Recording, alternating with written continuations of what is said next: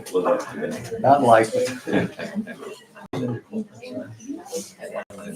don't you come up there and join me?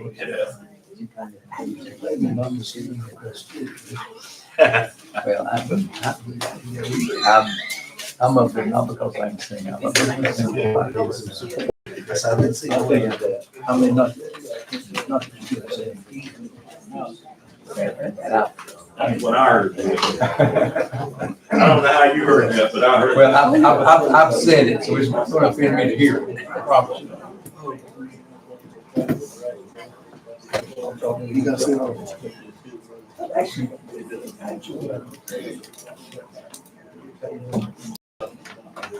Miss Neat,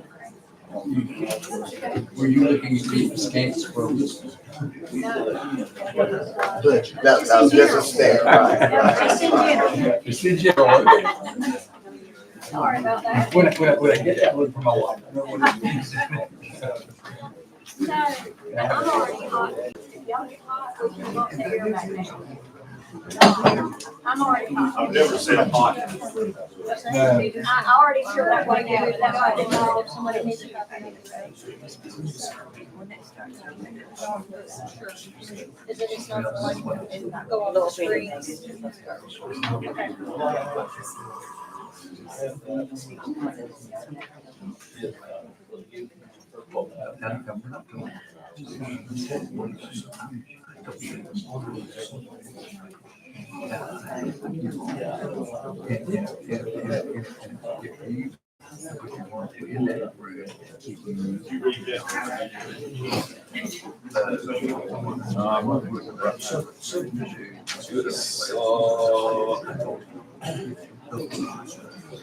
Everything's sideways. I know. We gotta change the way she uploads this stuff. When it's sideways, we turn our thing and it corrects and still sideways. It was mainly you problem. It was that way when Jason. It was that way when Jason used to see it. Starts on 7. Do you all want, we got to have some paper copies of that? Probably. Because you can't turn it on the screen. Yes, that's the problem I'm having. That's the problem I'm having with this, and everything's sideways with it. Right. I got it. I don't, somebody gave me this here. No, he's talking about something.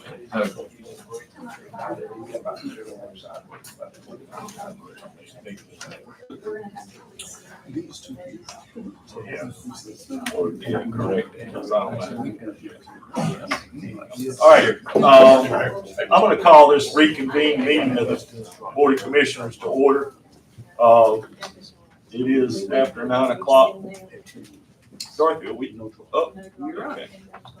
So item 1 of the agenda would be the approval of the agenda, and I think there's some revisions. Mr. Chairman, if I may, I would ask that we approve the agenda with the following adjustments. I would move, change the order of items 3, 4, and 5, making the 3rd item on the agenda the special use permit hearing, the 4th item on the agenda, the paid volunteer fire calls, which it is, and my apologies to Ms. Miller. We would ask her to move from 3rd to 5th and to hear from the senior Tar legislature. Okay, that's your motion. That is my motion. Second. We have a motion and a second. Any other discussion? All in favor? Aye. Any opposed? All right, so moved. Item 2 is consent agenda. There was some items attached to that about some basically moving monies around, I guess. We need a motion on that. So move. Motion, do we have a second? Second. Okay, all in favor? Aye. Any opposed? All right, so we'll move right on to the next one, which is going to be item 5, correct? The way you want to do it. Yes, please. Public hearing for special use permit. Let me get to my page.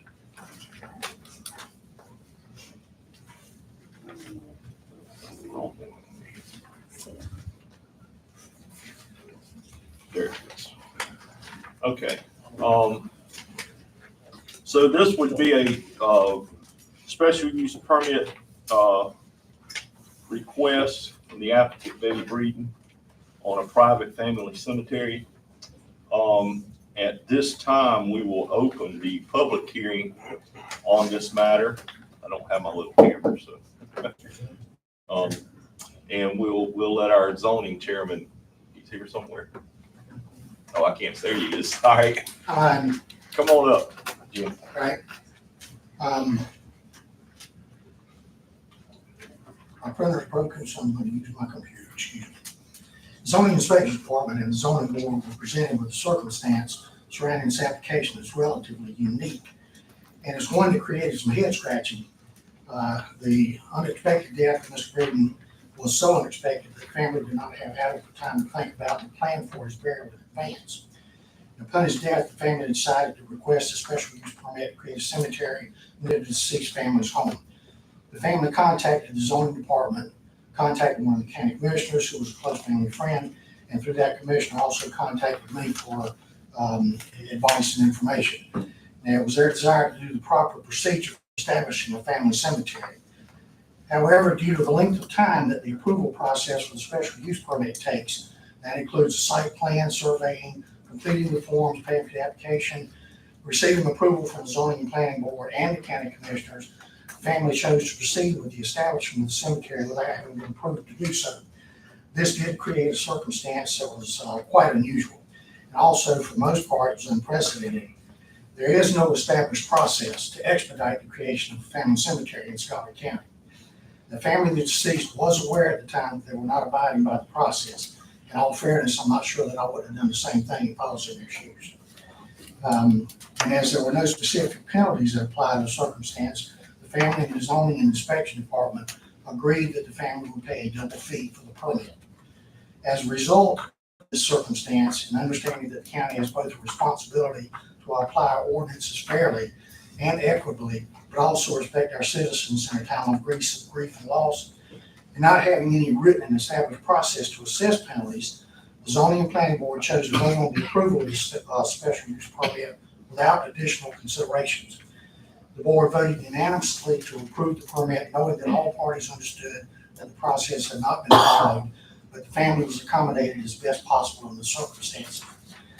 As a result of this circumstance and one previous similar circumstance, which you all remember the situation on Elmore with, I think it was Clayton Homes, wanting to store their manufactured homes out there, and they bypassed the processing permit. We come to understand that there may be some need for a temporary waiver or some type of temporary permitting for family cemeteries to help the families in this time of grief.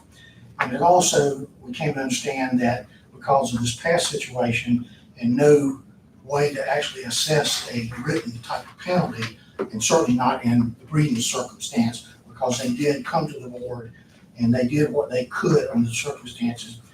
But it is our intent, and we have created it through the zoning board, an ad hoc committee to study and to try to present to you, the county commissioners, some alternative permitting for family cemeteries in the future, and also to create a penalty schedule that would apply to those willfully and knowingly and maliciously not abiding or ignoring the zoning ordinances. So at this time, having given you that information and having been voted on and approved by the zoning and planning board, I'd like to present this approved special use permit for the family cemetery from Ms. Betty Breeden to the county commissioners for your consideration. Thank you, sir. Thank you. All right, with the public hearing being open, we'd like to open that floor to anyone that'd like to speak in favor of the permit. Come on up. Thank you, Chairman. I have these fellow commissioners. My name is Jim. I live at 12,860 I'm McCollum sorry. Road in Jim, Gibson. hold on just a second. Does he need to be sworn? He does need to be sworn. Dorothy, he will need to be sworn in.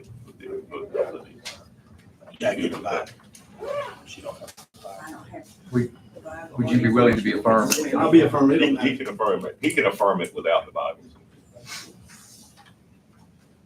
Do you promise to, like, no, it's to tell the truth, the whole truth? You want me to do it? Yes. Don't we- Mr. Rattle, do you affirm that the evidence given before this Board of Commissioners will be the truth, the whole truth, and nothing but the truth? And that is your solemn affirmation. I do. Thank you, sir. Thank you. Sorry about that. Yeah. But I'm Jim Blackwell. I live at 12860 McColeman Road in Gibson. I'm here to speak in favor, along with the family members that are here, for the special use permit. I will not be providing any evidence. I'm only asking for your consideration. But as Mr. McMillan has spoken, the site complies with the zoning ordinance. There have been no complaints from the neighborhood, and we would hope that, respectfully request that you would approve this special use permit for the Family Breeding Cemetery. Thank you. Thank you. Anybody else?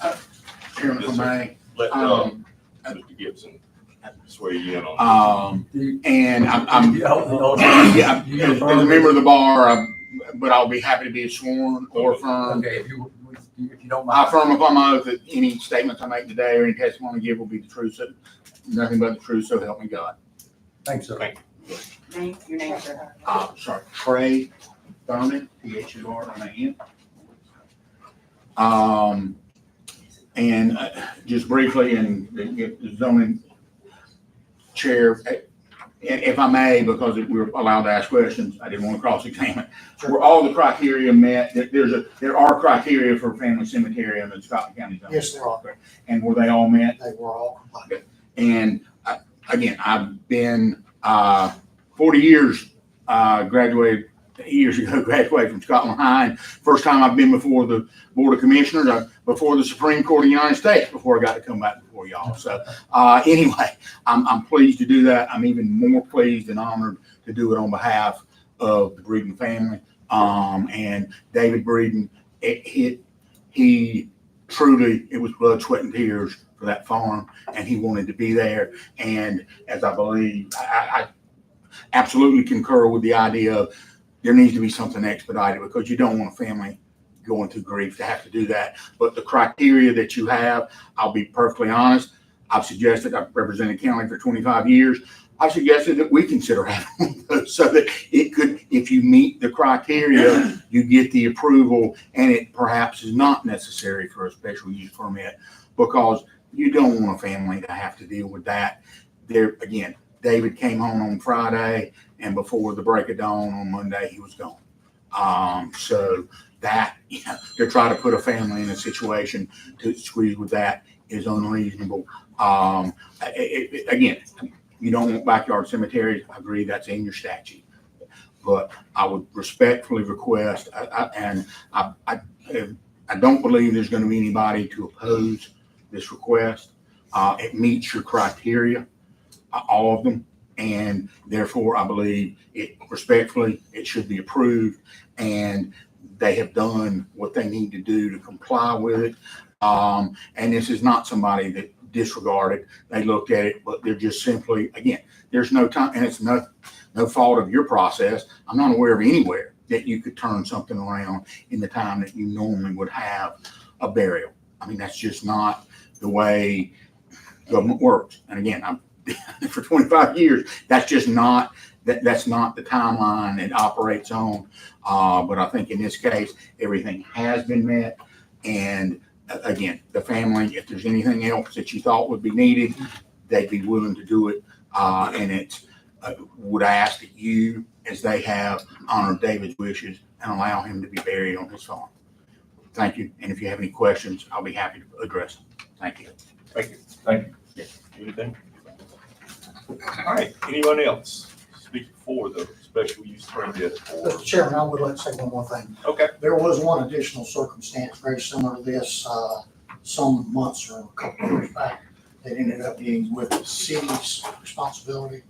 But in that instance, the family chose to use a local mortuary service, and the deceased was stored at that service for several weeks until the burial could be, the cemetery site could be prepared and need approval.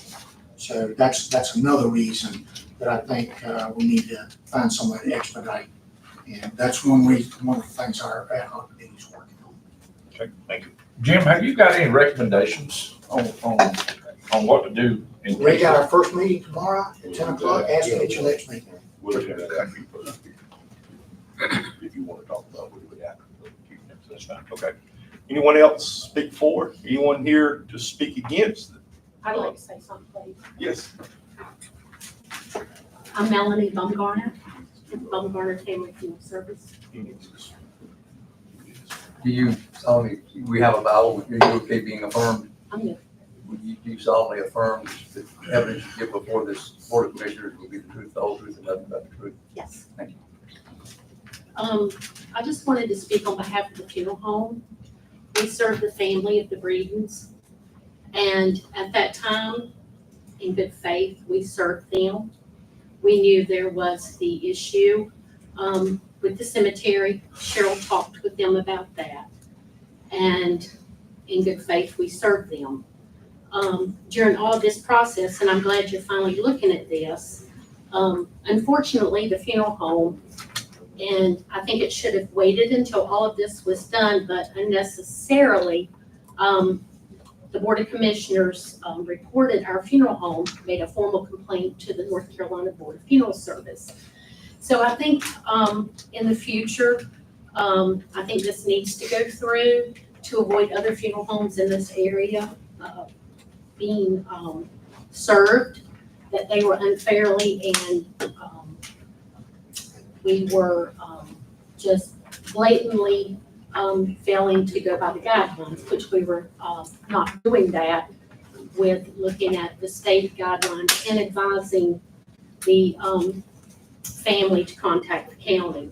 So I just think in the future that until everything is resolved, you may want to step back before you issue formal complaints until you've got it all resolved. Then make the formal complaint if that's the case. Thank you. Just for the board's information, I wrote that letter on behalf of the board, and it was not couched as a formal complaint. It was couched as providing information, which is what the first sentence said. I'm not sure whether the board interpreted it at the state level as being a complaint, but it was actually sharing information with that board. And the manager forwarded that, so. Can I speak? Can I speak freely? Yes, ma'am. The letter states in here the concerns of the board that there was a willful failure to comply with our ordinance, and that the public perception is that all funeral homes are not held to the same standards. We would appreciate your consideration and review of this matter. So, as a representative of the funeral home, we strive to provide service to our families in a respectful and in a respectful manner, and also respect their grief at that time. Thank you. Anyone else? Mr. Ivy, one more time. Yes, sir.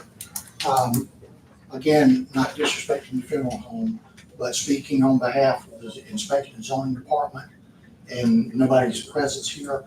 At that time, the zoning board did ask if any information had been sent to the funeral homes.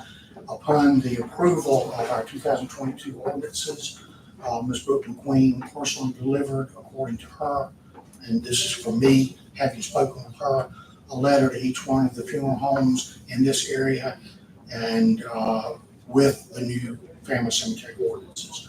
So whether or not that was taken into consideration and filed away for future reference, I don't know. But the zoning department did issue those new ordinances through the local mortuaries and funeral homes. Okay, thank you. Wait a minute. Yes. Do you want to make a statement? He needs to be. Do you affirm that the information and statements you make before this board of commissioners will be the truth, the whole truth, and nothing but the truth? And on reference to what, What's your name? my name's Cheryl Butler, I apologize, I'm the North Family Funeral Service. In reference to what Brooke brought by our office, yes, she did, a couple of years ago. It was in our file, but there was no effective date on it, and we never received any further information as to what the effective dates were, and I've spoke to other funeral homes in our area, and they expressed the same thing, that they had not received any updates as to any effective dates as to when this went into effect. Okay, thank you. Anyone else for or against the special use permit? All right, hearing none, I'll close this public hearing and open it up for discussion among the board. The only thing I would like to say, just kind of getting off,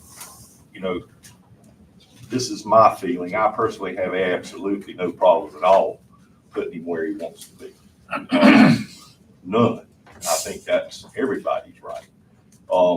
What we faced at the time was some precedents of a previous case that we had, and I think there were actually two. And the families had quite a bit of expense, kept somebody in a storage, for lack of a better word. But personally, I don't have a problem with it. The wheels of government don't move that fast.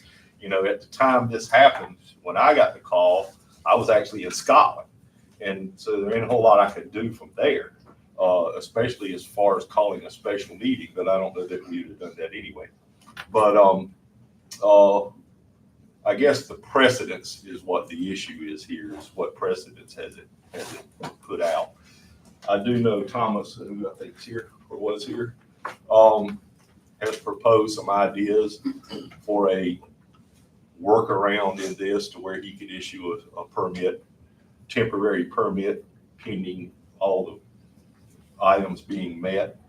And so that would eliminate the having to wait for the zoning board and then come back to us. And so I know that's being done, but I don't know if it's fully written. April, you may know or not know. I saw a copy of it somebody had written, and it was basically suggestions as to how they would write the ordinance.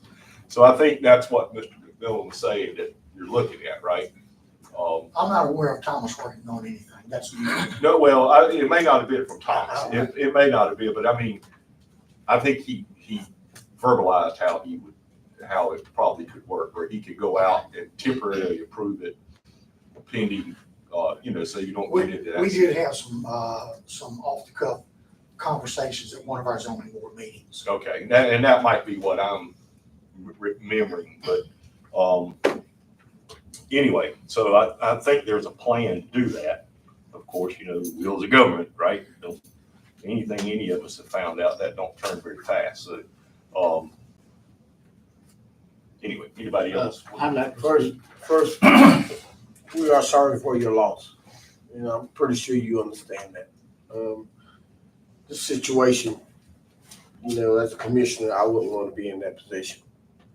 Good friends with someone and they come to me needing guidance. They've lost their loved one.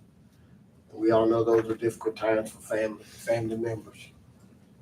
Going forward, we do need to do something so that the next commission, what we put in that spot, is an awkward spot, even the funeral home having to deal with this issue. We should be at a better place as far as government. We can't operate like we used to back in the 70s. We got to get up to speed with some policies and procedures. Mr. And Chairman, that's the fact of the matter. Yes, sir.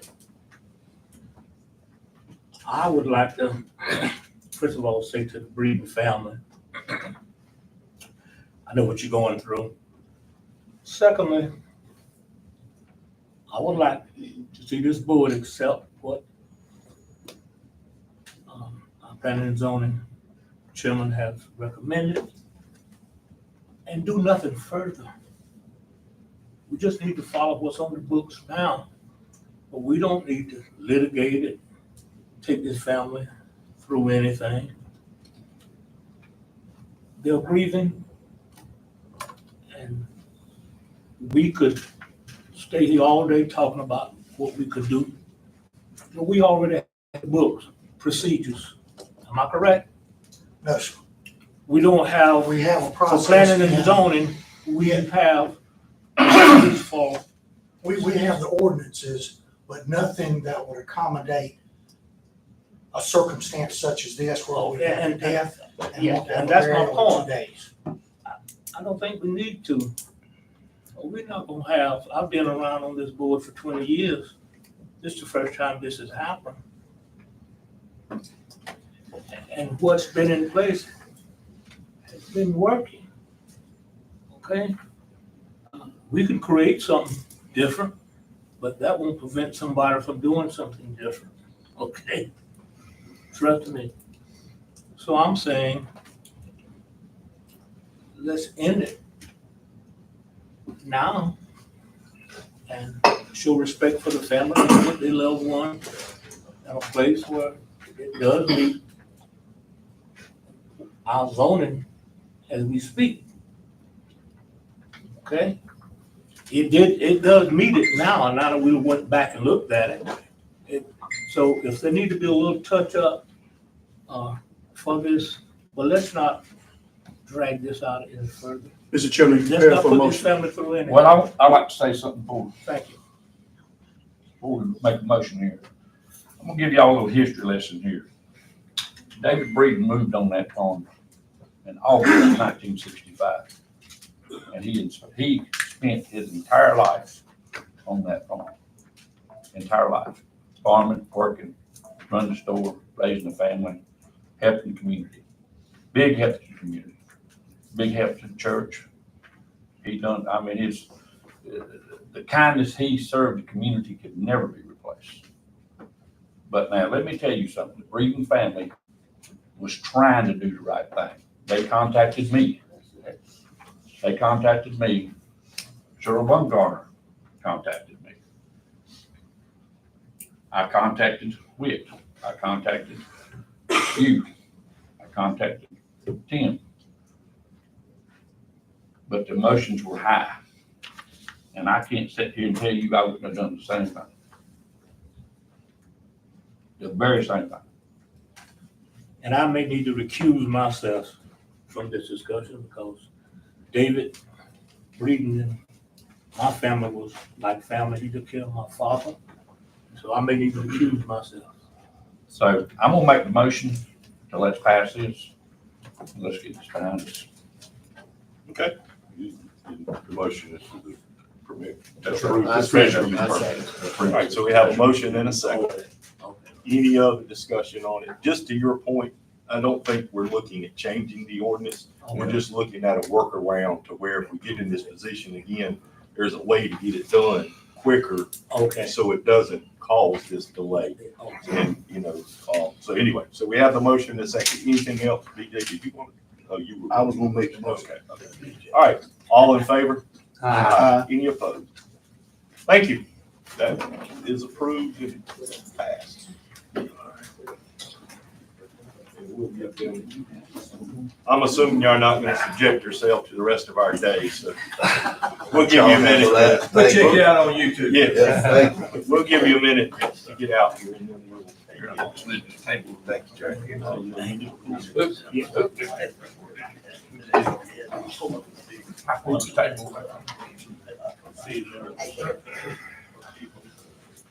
Thank you all for coming.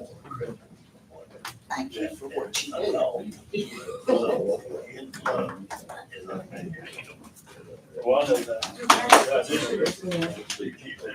Thank you for accommodating family by moving that up. Yes, sir. Thanks. So what county are you from? I represent Pender County, Burgaw, which is between Wilmington and Jacksonville.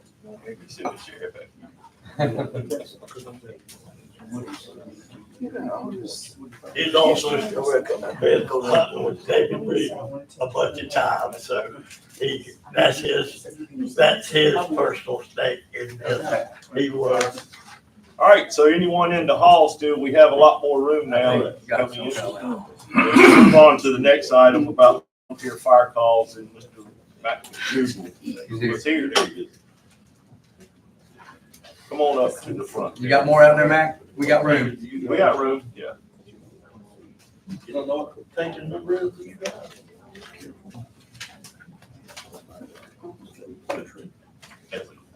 Good morning.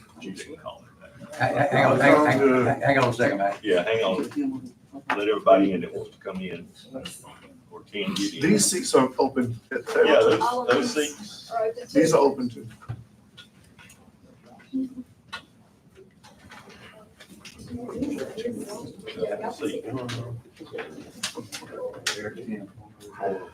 Ooh, Jesus. No, it'll be, yeah, I think it would. Don't worry, sir, we'll get you. Oh, y'all wasn't here. Yeah, you can see, you can see it from the back. But anyway. All right. Mr. McDougal.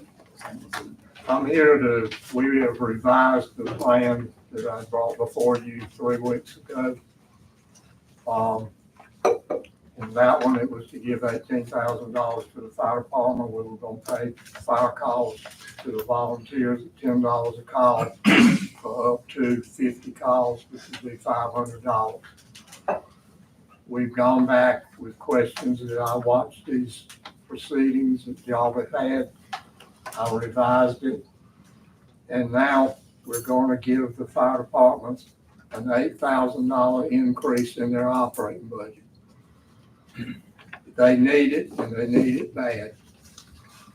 The fire department, there are 6 departments in this county. 5 of the 6 departments are under $50,000 in funding. They go from $41,000 to $49,600. The lowest funded department in the county is Gibson. They have the lowest fire calls.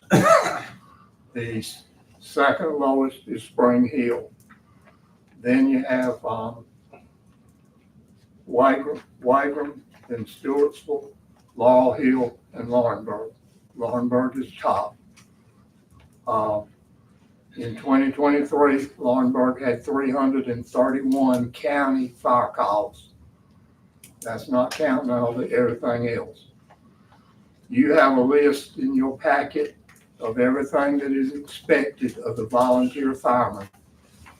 There are 9 things besides fire calls that they're expected to do. These volunteers have come to back me up that they want this plan and they want it now. We're giving them in this $10 a call, $10,000 will be set aside for each fire department.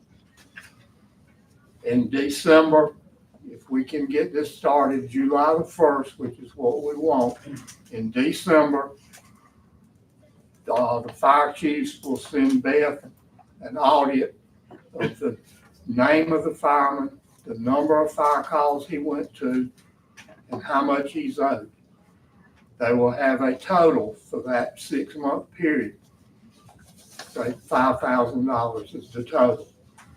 Beth will issue that fire department a check for $5,000. It will be separate from their funding check, which is done in December also.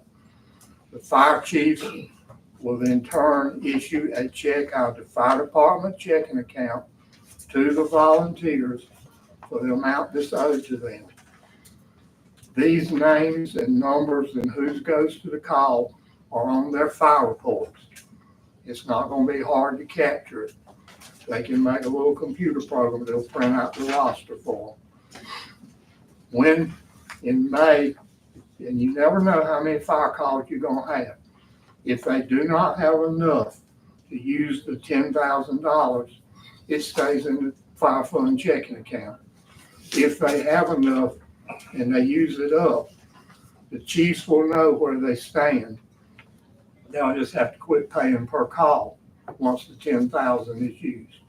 That's the maximum that right now we feel we can afford. We can do this without jeopardizing any of our other obligations.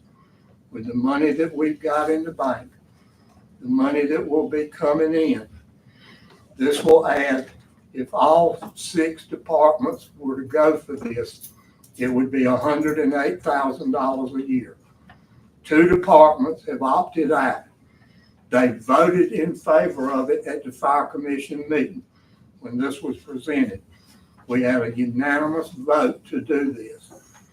Gibson and Laurel Hill have opted out because of a state grant that that they would lose 25% of because they would go over 50,000. They have the option, is in this plan that y'all have, to opt back in at any time they choose to. They send me or whoever's chairman of the fire commission in writing, they want to opt back in. I send it to Beth. She puts it in the budget for the next July. They're in the program. Right now, we've got 2 fire trucks that have been sold to tankers. They brought $95,000. With 2 departments not wanting to participate in this coming year, we will only spend $72,000 to do the 4 fire departments. So the 2 fire trucks are gonna pay for this first year with some money left over. We got 3 trucks to sell after July the 1st. We're projecting, but we did pretty good with the 2 that sold. We've got 1 truck, we're putting a reserve of 80,000, another truck of 60,000, and another one of 50,000. We may not get that, but you can always come down, but you can't go up. If we get close to that on those 3 trucks, we can pay for this thing for right at 3 years without it touching the fire fund. We have the funds and the income to carry this on without jeopardizing our obligations. We're out of the fire truck business for 10 more years right now. We will have to replace the pumpers in 10 years because first out trucks can't be over about 20 years old anymore. And at 10 years, they will be hitting the 20-year thing. It has come to my attention, some of y'all think we're replacing trucks every 12 years. We are. But we're running 20 years on the trucks, and the reason it's 12 years, when this fire commission was set up, and I'm an original member of it, the trucks were set up bumpers first. And at that time, we had the 2-cent fire tax, which wouldn't begin to pay for trucks. County had to finance some for us to do it. We bought 2 trucks the first year and then 1 for the next 6 years till we had them all bought. Then it was time to replace the tankers. We were looking at 78 model trucks we were replacing in 96. We'd replaced the tankers. That's why every 12 years we're replacing trucks. This last round, we bought 6 pumper tankers at one time. We had the money to pay for them, $2 million. We had the money to pay for them and not in any way jeopardize our obligation. So we're ready to put this in place. One other thing that I want y'all to understand, when you see everything these volunteers are expected to do, the remark has been made, if they needed money, they could do fundraisers. Well, let me make something clear to you about the fundraisers. They have enough with their training, with their meetings twice a month, and all these fire calls. And if you take all the stuff that they're expected to do, well, you've got a list back here. The fire departments in Scotland County answered over 4,000 calls last year. This is EMS, everything. They don't need to be out doing fundraisers to buy equipment and stuff the taxpayers should be getting for them. The fundraisers need to be what Laurel Hill did Saturday a week ago. I was over there. I helped these fire departments with stuff. Laurel Hill put on a breakfast for a fireman that is down right now. And we had to be there at 5:30 Saturday morning. I left there at 12 o'clock and all the Laurel Hill and Gibson volunteers were there. It was a Gibson fireman and a Laurel Hill fireman that's down. And when we got everything cleaned up, we quit serving at 11. It was 12 time we got there. So me and the volunteers stood on our feet from 5:30 to 12. This is what the fundraiser should be for. It should be to help people in their community that need help, that they're willing to raise money for, and to buy stuff for the volunteers to boost their morale some, like hats and t-shirts, stuff that they don't spend the taxpayers' money on. They're here today to back me up and support me.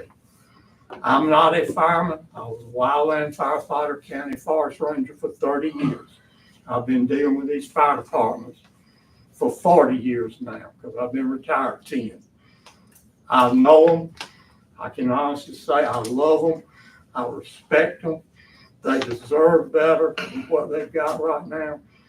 They certainly deserve more than $40-some thousand trying to run a fire department. So if we give them this $8,000 and we pay these volunteers, it's not pay, it is travel expense reimbursement. And if we do this, it is going to help boost their morale. I know for a fact, because I've heard some of them say, they be 10, 15 miles away at their job. Fire call goes off in Wagram. They got to try to get permission to leave, drive to Wagram, go to the fire, then drive back. That's 20, 30 miles if they're 15 miles away. Some of them have told me, I haven't gone. I didn't have the money for the gas for that. So again, we're not asking for any increase in anything at this time. We have the funds to do it. And they have asked me to ask y'all to vote on this now so they can know where they stand. And I want to ask the chiefs if they have anything they want to say. Any questions for me? I mean, I'm Neil Shaw, Chief in Wagram. I got a question. Go ahead, sir. So you're talking about giving, reimbursing the firemen, I'm gonna use that term, reimbursing the firemen for their gas, $10, is that right? A call. A call, $10 a call. That's only two gallons of gas. Is that enough? It's better than nothing. I mean, because they're running, you know, because I've heard this from a lot of firemen that's called me and talked to me, and they felt like it needed to be a little more, because 2 gallons of gas ain't much gas. No, it's not, but the 2 gallon, and I agree, but where do you stop?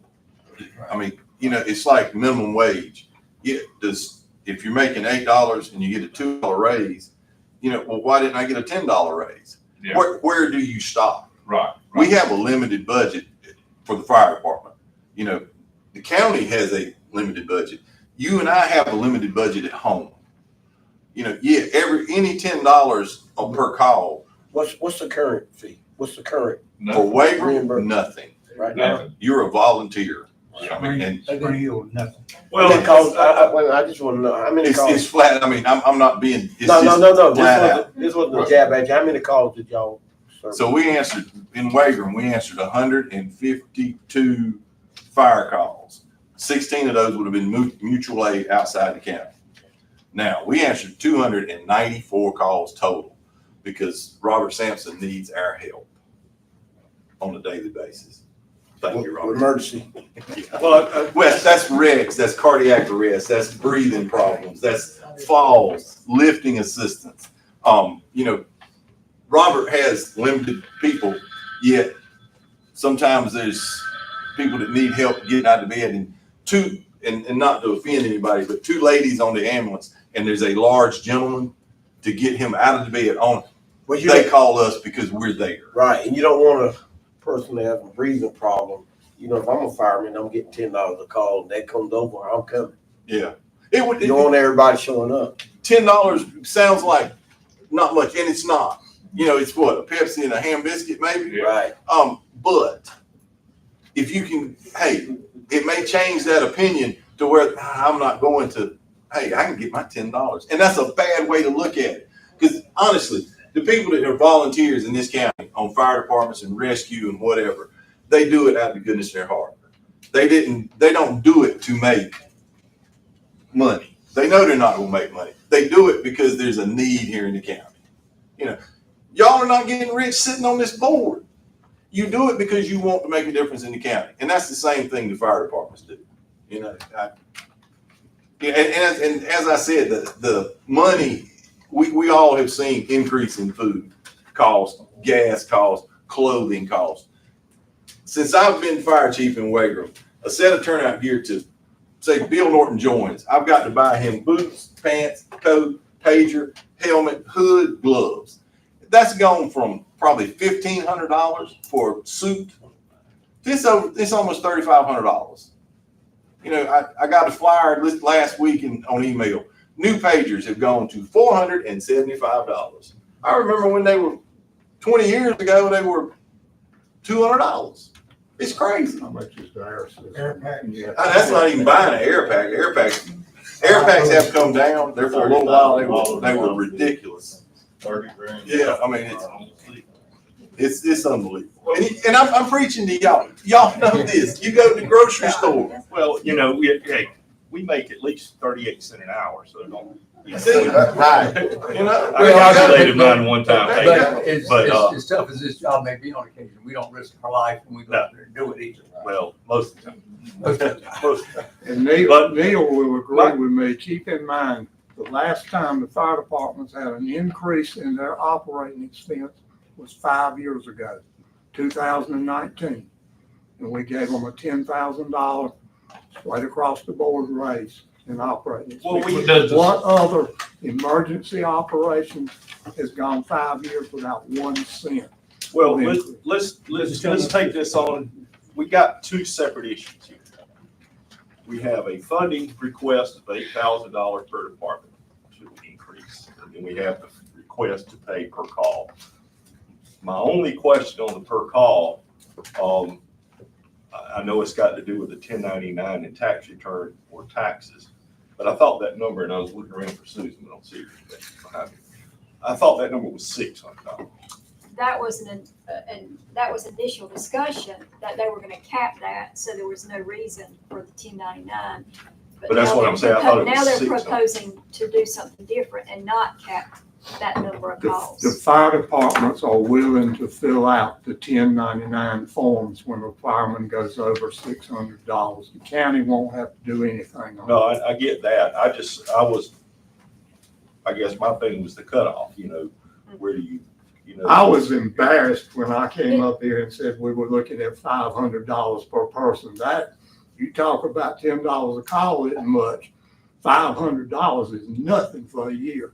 But if, so what you're saying is that in all reality, somebody could make $800, but it's still coming out of the 10, but the fire department's gonna do the 1099. That's right. Okay. Because I think you were thinking about, we knew we didn't want to make them county employees. Right. And this still won't, because we will not be issuing payment to. But that opens up a whole new can of things of, they got to have a federal tax ID, correct me if I'm wrong.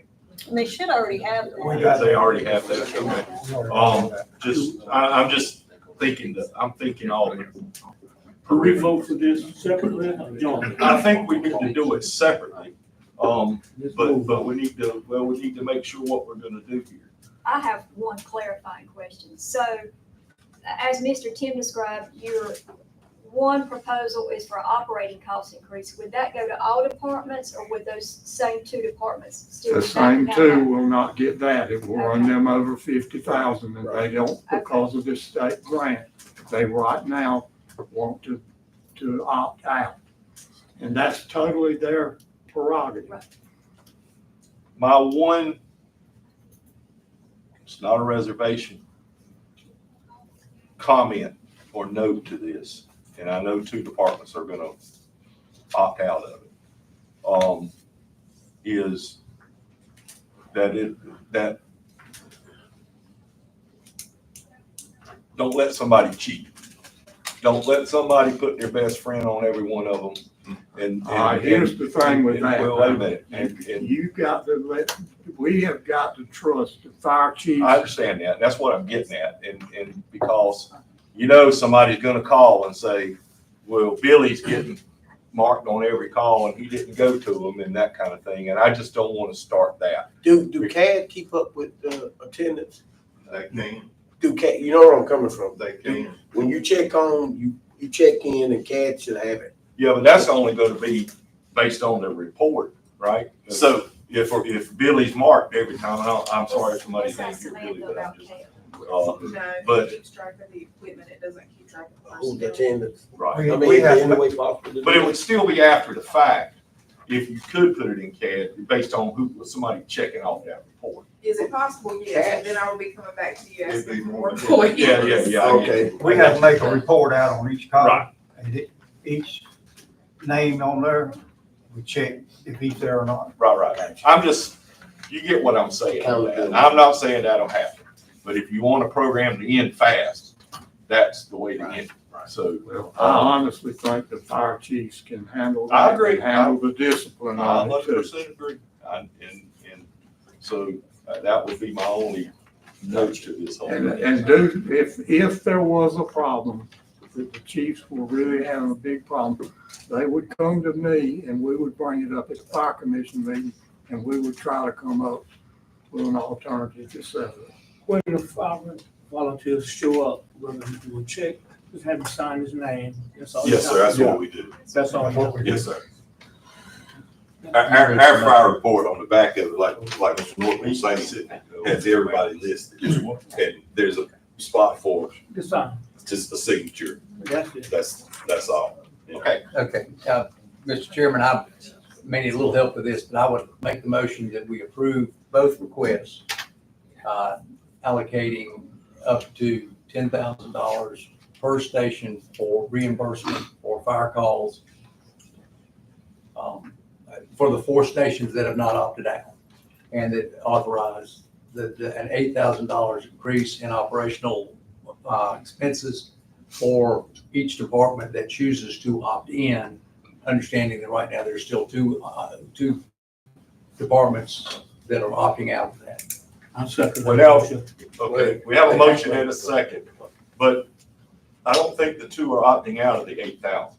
Yes, they are. 'Cause Oh, they are. That's what he said. Okay. That's what he said. But he's giving them the option to come back. but they can only do that in December or July, right? No, they can only do it in July when the new budget I is got you. budgeted. Okay. And they understand that.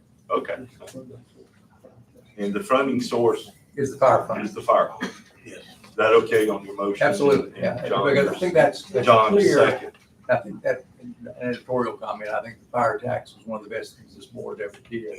And I think when you were in here last time, you said we might have to do something with the fire tax in a couple of years. I think what I'm now hearing is you think you've got revenue coming in from the sale of trucks, that will not necessarily be something we have to do that soon. We may ultimately have to. We can carry this from now on with our budget, paying the volunteers the top. But in 5 more years, if things keep going up, they're gonna need another increase to operate. I mean, that's just got to happen at some point in time. Well, that's But 5 years Right, from so now. yeah. where we will have a problem is in 11 years, when we go to buy fire trucks. If we did nothing right now, didn't do any of this plan, we cannot afford the pumpers that we will have to buy in 11 years. Right. We won't have the money. All right. But we have will a- deal have a- with that Hold on later. just a second, Mac. We got a motion and a second on the table. So the commissioners have discussed everything you want to discuss, correct? John, anything else? Good, nothing else? All right, so we know what the motion is for the $10,000 per the stations, for the call reimbursements, and $8,000 for the ones that are participating in a operational budget, all coming from the fire fund. Correct? Correct. That correct? All in favor of those two that motion? Aye. Any opposed? Thank you. Thank It is you. done. We appreciate it. So July 1st, that'll go into effect. Mr. Norton, it's good to see you, sir. You too. So we can expect check on funding. I know. All right, if y'all want, let's take about 5 minutes. We'll come back at exactly 10 o'clock and restart. We'll get everybody.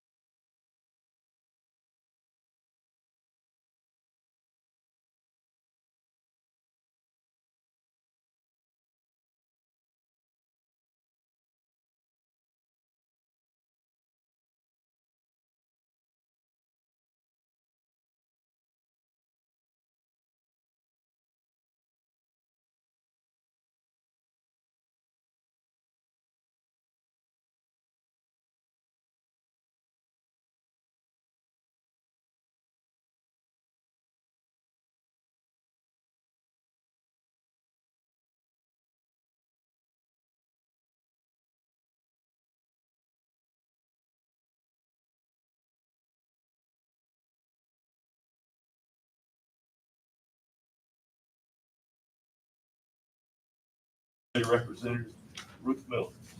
If you want to just go right up to the front there, I'm not sure, but I will. or wherever you want to go. Those mics will pick you up in this room by there. Good morning. Good morning. First, thank you. I have been so impressed, not only by the commission meeting that I've been to once in 4 years, so I will be there a little bit more often from now on. And I do want to confirm that July the 8th is the next one. Yes. Okay, wanted to show up on the right evening. Anyway, I'm Ruth Miller. I am just recently appointed by the county commissioners in February of this year as an alternate to the senior Tar Heels legislator. When I was asked about this by my friend Jason, who had since graduated to another position, I said, sure, I've got nothing to do. And that's exactly the reason that I wanted something to do, is because I've been a hospice volunteer and still am. But I was getting to the point that I was wanting to branch outside of Scotia Village.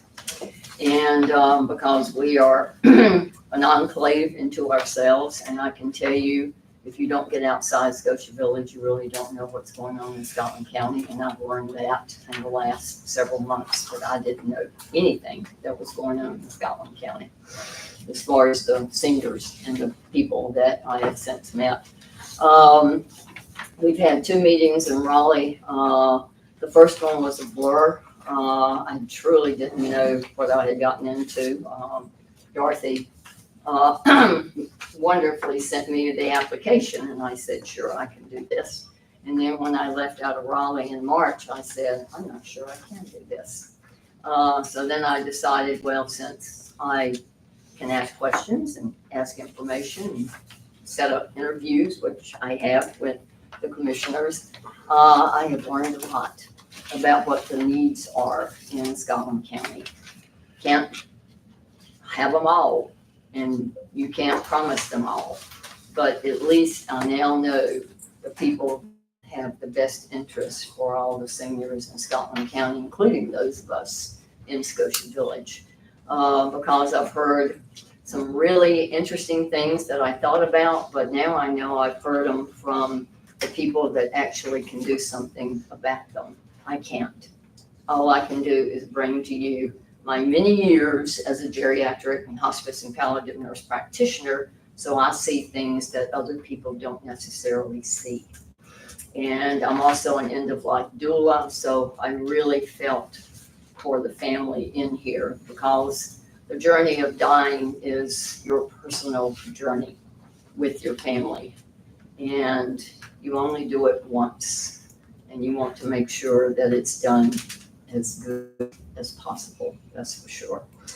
So anyway, I have learned that there are people standing in line at the Christ Community Service, because I donate all of my items in my apartment to them, because they give everything away free. You can have 40 items and walk out, no questions asked. And watching 12 people stand waiting for food is very hard to do, when I know I can get fed 3 times a day at Scotia Village if I need to be. The other one is my medication, because I'm on Medicare, Humana Advantage. I went and bought my prescription a week and a half ago at Health Innovations, which they're absolutely incredible people. And I paid $1.11 for my medication because I have insurance. That is phenomenal.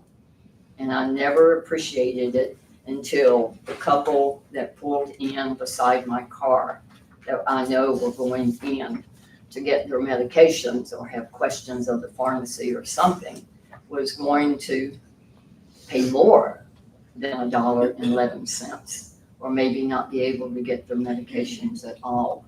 Plus, their wonderful vehicle was gray and put together with duct tape.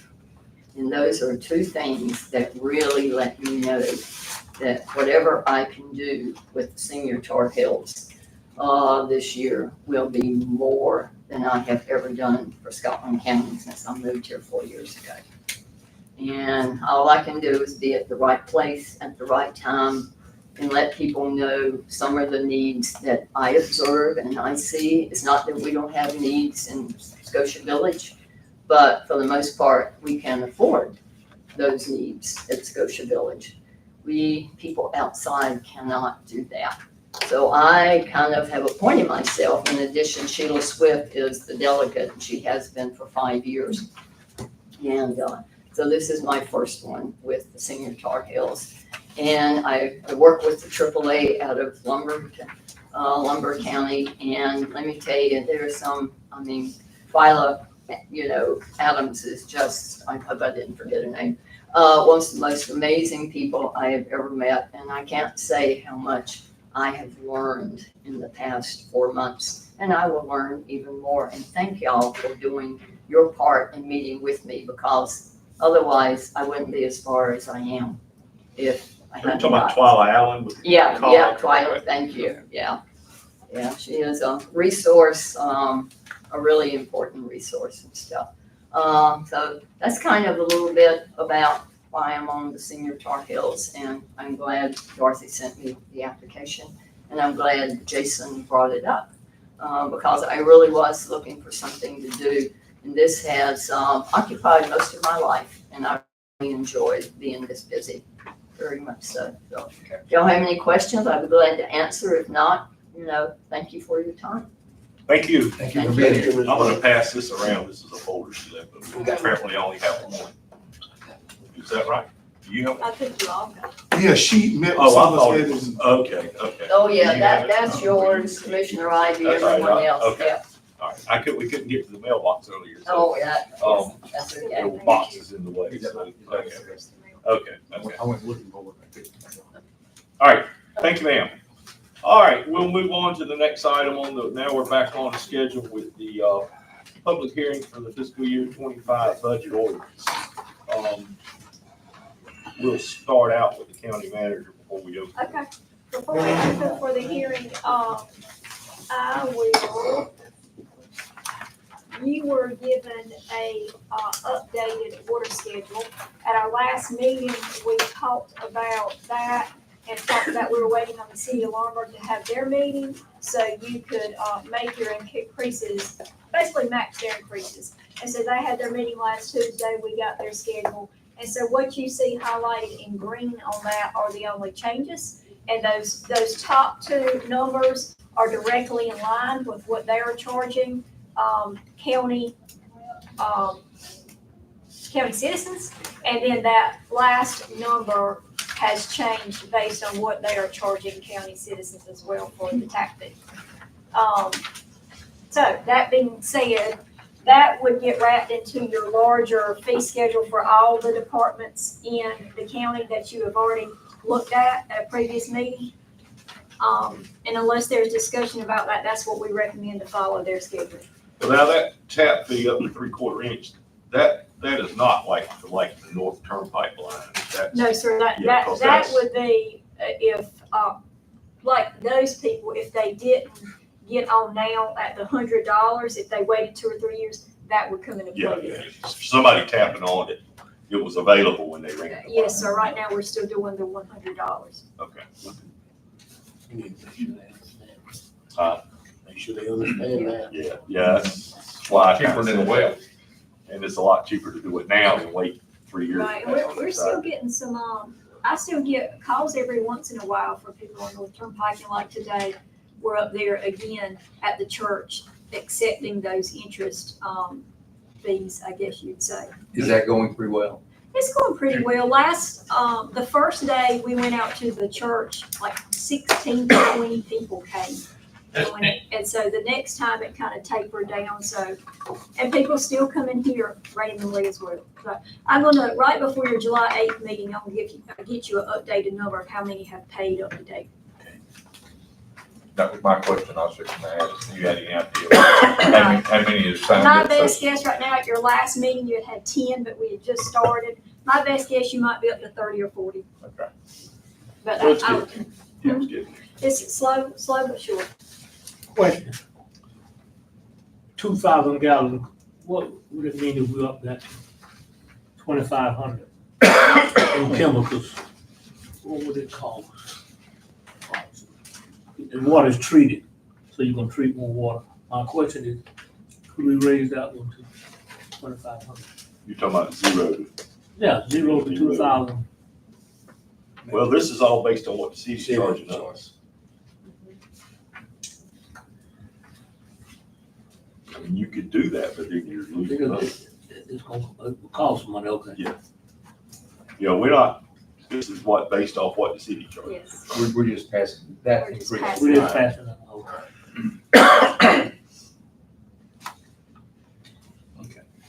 All right, for now, we'll go ahead and open our public hearing into our 2025-26 budget.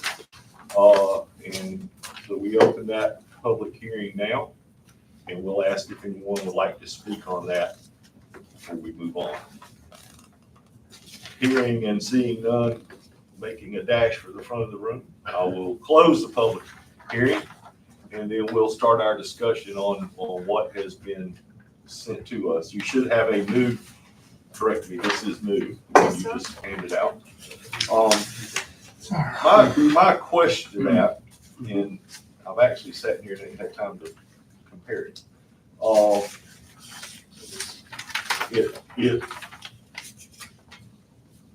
Maybe I'm reading it the way I shouldn't be, but on page 2 down at where it says insurance and retirement savings, a negative $600,000. That almost looks like it's a credit because it's a negative 600,000. I don't. So we're reducing the insurance and some of the retirement. And so instead of, I did not go in and allocate those to the individual departments. I just put the lumps on there just to show what we were doing. Okay, I got you. You see what I'm saying? Yeah, okay. So in other words, taking it out in the individual, That's you took correct. it out one I took spot. one time. Okay, And you'll go back in and weave that through the departments, but we wanted to stand out. I got you. Yeah, well, that was why I was standing there. Yes. The only other thing I see, we took off the remount of an ambulance, and we're just gonna pay to fix that Yes, sir. instead of $193,000. And all this other stuff is budgetary, we've already done that. None of the other lines changed. I did what you all did at the last meeting as well and took the new, compared it to last meeting line by line. And so only what is in yellow is a change from what was presented at the last meeting. And, fund balance, devoted went from 1 million to 500,000. So we still taking 500,000 from them. Well, and we are very hopeful that we won't need that 500,000. But so we don't have to come back later during the year and allocate that. We put that there, knowing we may use some. You know, some of this is depending on if we get any grants during the year that we have applied for that we don't know about yet. If we get anything, of course, from City of Laurinburg. I did speak with Mr. Nichols yesterday, and the city did pass our request to help support I.A. Johnson up to $50,000 for the next 2 years in utilities. So that will go a long way because that is actually probably very close to what we use or a little more in utilities. So we're very thankful for that. And so we didn't know that at the time this was done. So that'll help this as well. So where we're at on the 401k, so we ain't gonna be able to Come back in. So we're not messing 401k with, I see it in there, but we're not messing with that It will not 401k. change. At all. 401k will look just like it does now. Okay, That's what she added. yeah, I see it right there. No, April, and to me, one of the, I think this is correct, one of the dollar figures that did change that isn't highlighted is in your revenues. Did the last time on the budget for the other sources, I think we were somewhere around 1.3 million, and it's now 805. I think that's what that conference. Yeah, that took out the other $500,000 from balance. We reduced. We had initially at the last meeting, we had A million, used so that's- $1 million. We reduced it back to 500. That's That's- Now, the elephant in the room was the school board. We had some talk about going to 9/8. And I let Mr. Alford speak because he spoke to Mr. Singletary yesterday. I think. Yes, and, he was in no position to make any comment for the board. But I explained to him our position, and of course, he said the school board was in the same position that we are in. But, I told him that I was supporting, and I would ask the board to support, put it in the budget at 9.8. And, if for some reason, near the end of, the fiscal year, if the school board was in trouble, we could sit down and talk about it. We have, agreed in the past, we have not had to go to, arbitration, anything like that. And, that we could work it out. And, not in arbitration, we both lose if we start doing that, having a third party to make our decision. And, he had no time, we talked yesterday, he had no time to discuss this with his board because they were meeting at 5:30. So, we left each other with the understanding that we would do what was in the best interest of this county. So I think what's in the best interest of this county is that we put in the budget for them for this fiscal year, the 9/8. And that's what it would be. And if for some reason we had to come back and talk later in the year, we would do that. But we don't need to raise taxes. He understands that. And we understand that. I don't think we're gonna do that. So let's recommend and just put in our budget 9.8. Well, and just so everybody knows, what you proposed today is still based on 10 million, right? And 300. Yeah. So this doesn't have a change. Just to be open about this, I did get a message from Rick while we've been sitting here. Said, good morning, just to follow up, our board was disappointed to receive such a call. However, they proposed waiting for our board decision as a whole and not just John's conversation. However, our board unanimously stated they felt we should not endure any decrease. And we would appreciate you all standing with the original agreement. Thank you, BC. I just, for openness, I'd read. Yes, and I explained to him that I think, property tax come in at what, 22 million? Of our loan tax, we received about 22 million. We collected about Roughly. 97%. Beth would have to give us an actual number on that. But it's close to, it's 21, 22 million. Right, because we're still collecting. Yeah, Towards the end of the but year. at the end of the year, we normally collect. And I explained to him that we were giving them 48% of it, at least. Okay, they were getting almost half of the taxes. This 10 million come out of, plus we received the lottery money through our accounting department, but the check is written to them 100%. And so we don't have the money to give them 48% of our Avalon tax. Because that leaves us with $12 million to run the county. Wasn't there a number that you said to me about the ADM? How much? Yes, we know that since COVID, they've lost 400 students, which equal to a school. Okay, so we've gone from a 4A school to a 3A. And if I'm of the, I'm thinking this, I have a way to prove it. If we went by the formula, I believe it would be substantially less than the 200,000 that we're recommending, that we're gonna do. We just don't have it. And I've been around long enough to know that, when you eliminate the equivalency of one school, the formula would change in our favor. And how much, I don't know. But I believe it will be substantially greater than 200,000. I want to be honest. And some of that could be true, John. I think my issue is that we agreed upon a number previously, and didn't have the money. Let me finish, John. We agreed upon a number. We sent Mr. Gibson, and I don't know who else was on that board with you.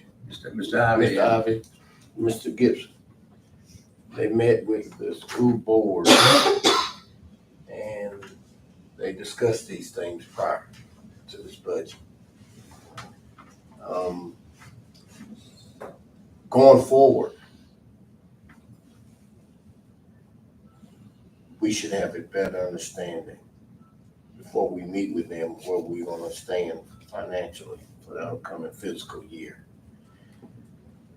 Our biggest asset for the county, to me, is our employees, our kids, and our students in Scotland County are our future. This is a very sensitive and touchy situation. If there is a need for that additional $200,000 to enhance our school system, I'm all for it. I am. I'm all for it. I am too. One reason for this year is because we agreed upon it. Handshake is a handshake.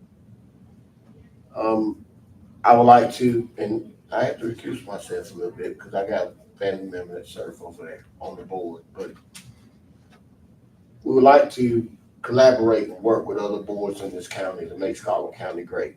Our city council, our school board.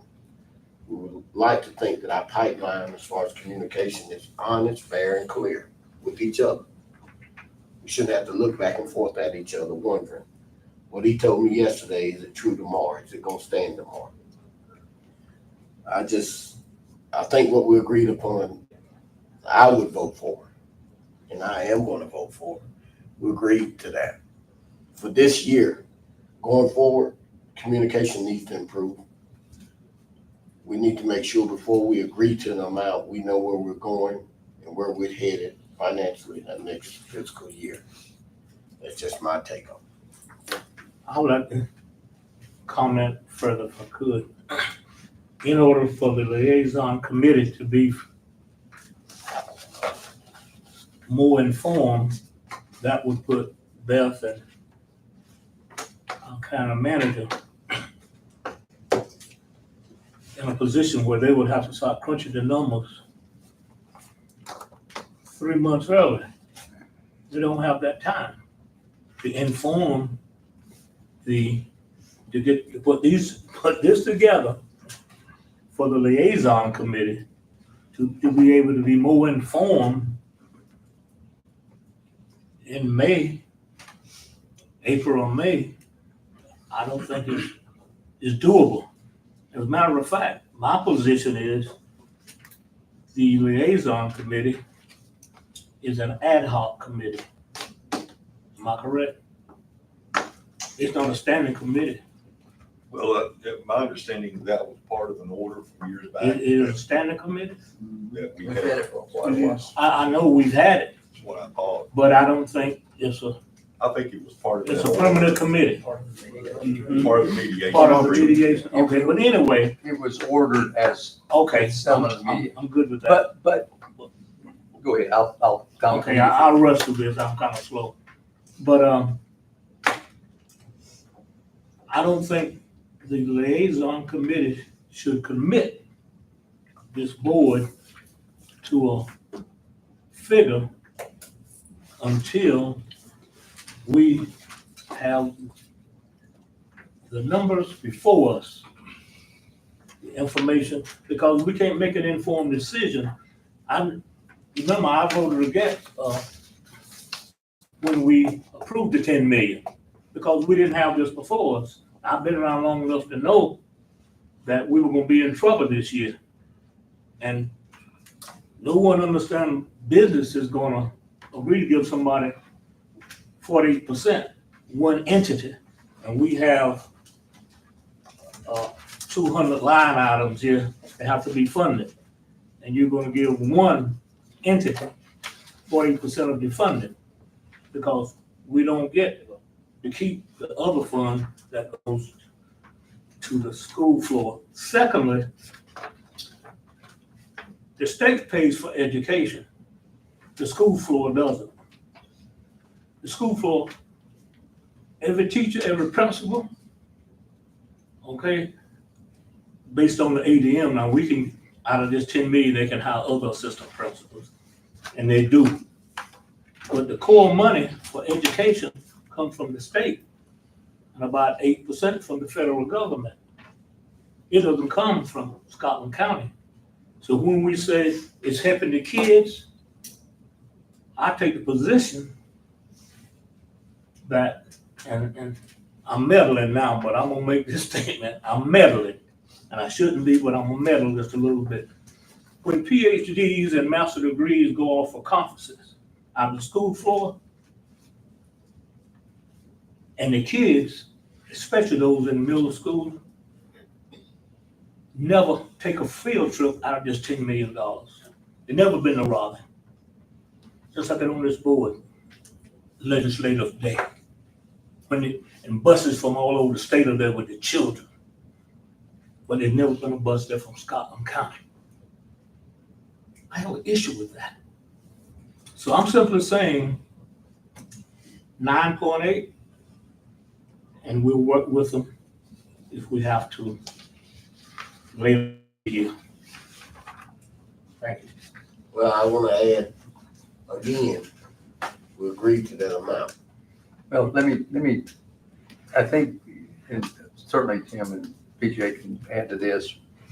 The liaison committee has always been an advisory committee, in that we meet to try to improve communication. And even though we sometimes, not sometimes, very often are at odds on what we believe, not necessarily what the needs are, but how adequately we can meet what their request is. And our job is, I think, to come back to this board with our recommendations. And I think our agreement was that we would come back to this board and recommend the 10 million plus the 300,000 for construction capital needs. And it was up to this board to receive that or not, or to potentially change it. I think my position was then that I would come back as part of that committee, and we would make the recommendation to this board, the amount that we recommended and the amount that we approved at that particular meeting 2 or 3 months ago. I feel like that I'm still in support of that dollar amount, because I told that group that I would do that. So for me, it's a matter of maybe principle that, and this board makes a different decision, and we decide to fund them at 9.8, I will support that 100%. And John, I don't disagree with one word that you said. I do think that public education in North Carolina is, I don't want to say under attack, that's maybe the wrong term, but there are a lot of decisions that are being made that is moving funding from public education, and they've got a hard job. Y'all all heard me say, I don't think there's a more difficult volunteer, or even though we get paid for this board and they get paid too, but I don't think there's a more difficult job in this county than being a member of the Board of Education. And so for me, if this board makes a different decision, I will support that decision. But at this point, I feel that my responsibility is to remain supportive of the 10 million And Mr. Chairman, if I could just speak one more time on this. Keep me one more time. As you know, I'm the one that stood up at the Board of Education and made the big, spill for South Scotland School. There was a lot of opposition. South Johnson. South Johnson. A lot of opposition. And I'm the one that represented this board and this county in support of that school. There's over the past 22 years, we did the addition to Reagan School. I went around this county selling that bond referendum. So there's been no bigger supporter, and there's no bigger supporter than the Scotland County School System than John Alford as I speak. I don't want to say what I said concerning the 200,000. If we have to balance our budget, and we're gonna do it, if we don't do it this way, we're gonna take more away from our county employees. That's what we're looking at now, reduction. The COLA is 1%.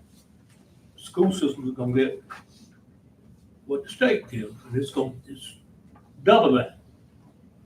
Our employees are the one, the 200,000 is not to, we're doing it on the back of our employees.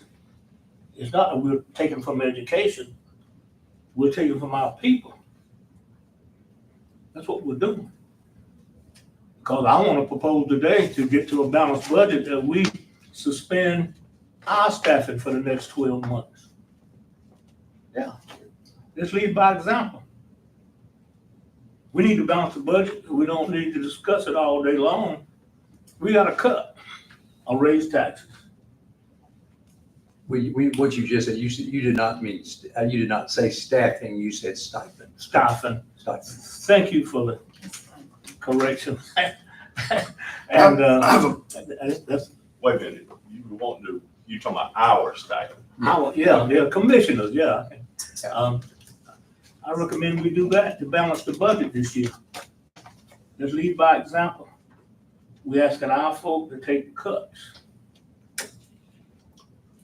Ms. Hall, my question is simply, the budget that's proposed today is a balanced budget Yes, sir. and it does not raise taxes. Does not. Okay.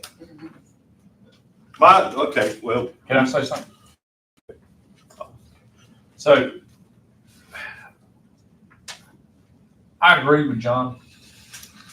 I don't think that 3 people ought to go into a room with the school board and make a deal for the rest of the board. I can't see how that's even. I don't think that's what we've ever done. that's not what We happened. voted in this room, We, right? yeah, we've Our- never, But that's the way it feels. well, but that's Yeah. never been communicated, that's never been the understanding between the members of that community. That So- board brought it back to this Right. board Right. and said. Like all communities do. When we're asking our people to cut or freeze positions, cost of living, drop the cost of living. We were even talking about taking their 401, quit matching that. We were, that was in discussion. But, what makes this thing bad is the school board added 3 new positions, and we got a freeze on ours. And they added 3 new positions with less students. Now, that ain't a slap in the face, that's a slap in the face. We're putting off police cars, we're putting off ambulances, things that save people's lives. I do support education. But I feel like if they hadn't added the 3 new positions, I'd feel a little better about it. But when they added the 3 new positions, that was really a slap in the face to all our county employees that were asked to put a freeze on their departments, especially our head of departments. Look at what we're asking them to do. Well, So I have to say, I agree with John. I mean, what's 200,000 out of 10 million? That's, that's not much out of $10 million. But I think the point to that is, and I 100% agree with what you just said. And for, I was original with the $10 million. We did bring it back, and everybody agreed in this room that's what we were going to do. Not everybody in this room. Not everybody agreed, but that it was agreed by the board. And then that whole other hiring thing kind of came out. That's not the reason for. I think this year, I think we need to honor what we agreed to, because it's hard. It'd be just like us doing something and coming back and today somebody coming in and say, we're cutting you out $300,000, whatever. It'd be tough to balance that number. And we have to keep in mind that if you reduce it too much at one time, you put a lot of other money at risk, such as that low wealth funding. And I think that number's 3%. So if you were to cut it to 9.7 this year, I'm not saying do that, but that would put in a jeopardy of $3 or $4 million of low wealth funding that they get. So you got to be careful that those And none of us in this downstream. room knew that we were gonna have a $5.5 million deficit. Cause you never would have recommended that. We didn't know we were gonna be. So, There's a lot of things we probably wouldn't have done. yeah, so I'm saying now, it's not like, we wanna do this. We don't have an option unless you raise taxes. 5.5 million we had to Right come up now, with in order to have a balanced budget, which is mandatory. right now it's balanced without raising taxes. So everybody have to feel the pinch. It's balanced right now without a tax increase. Yeah. Some of that is fund balance, but not a ton. And we're hoping that we're not gonna have to use that amount of fund balance anyway, but I think that's.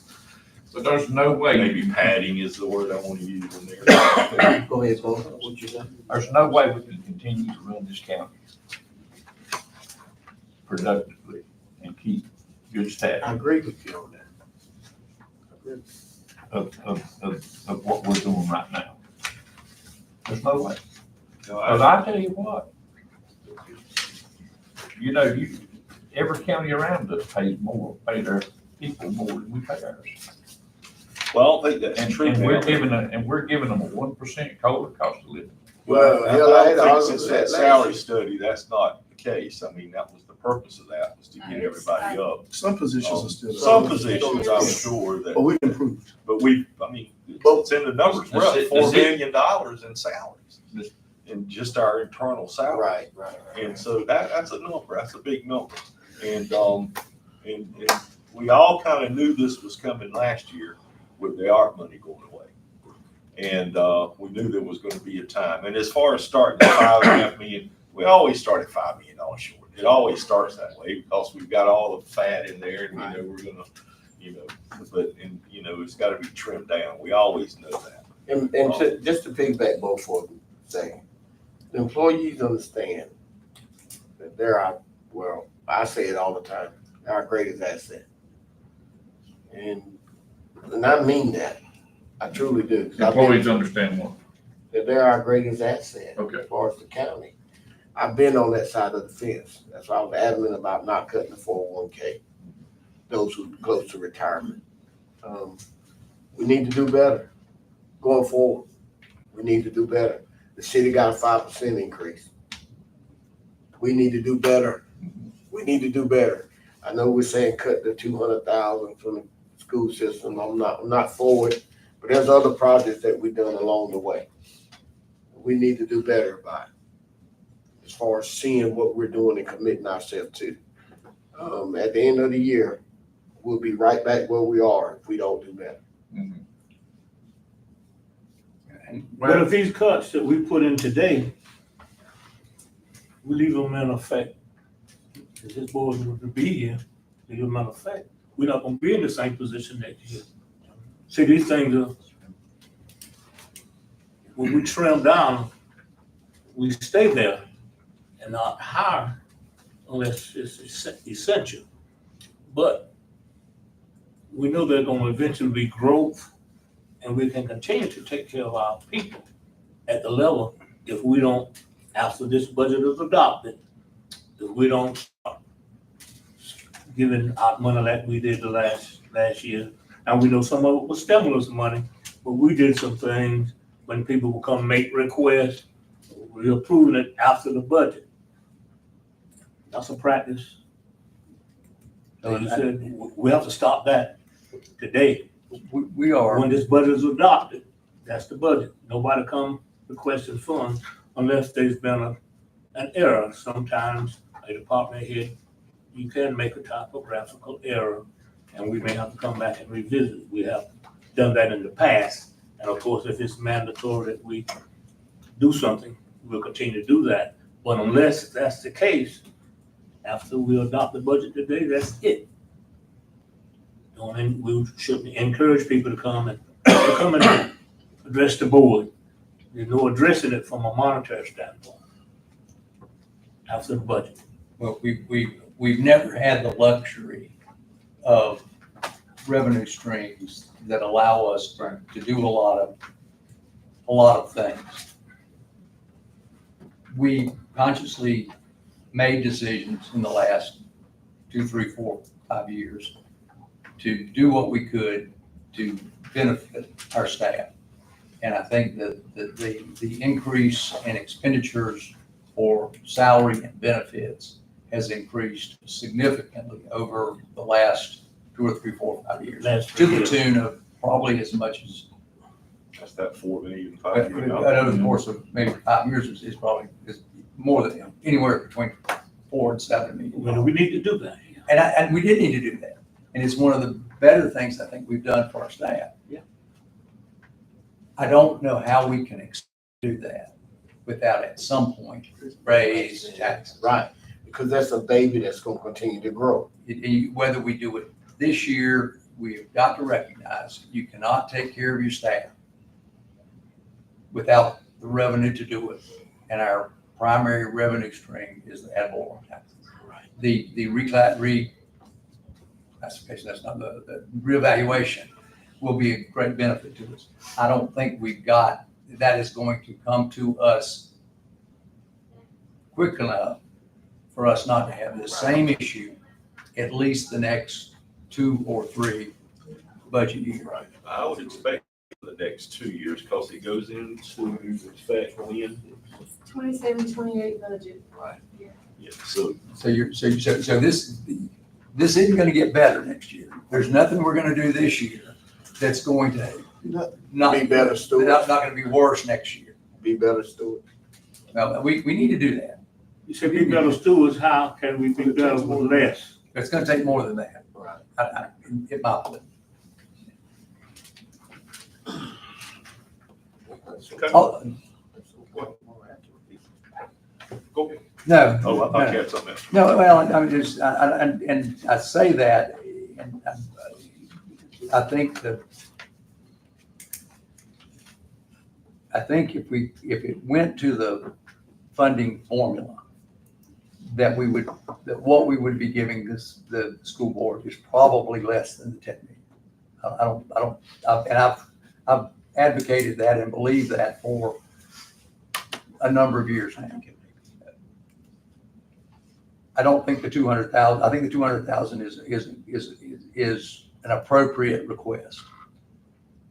I don't disagree with one thing either you or Bo have said about the needs, the additional staff that they hire. I just feel like we good faith talked about that number. Maybe we can change that process. I promise you, they won't have me to deal with next year, and I think that will be something they will all be glad to hear. But I agree with everything John has said. I think he's thought through this. I think his motion is appropriate. But I may not support it simply because of having been part of that conversation.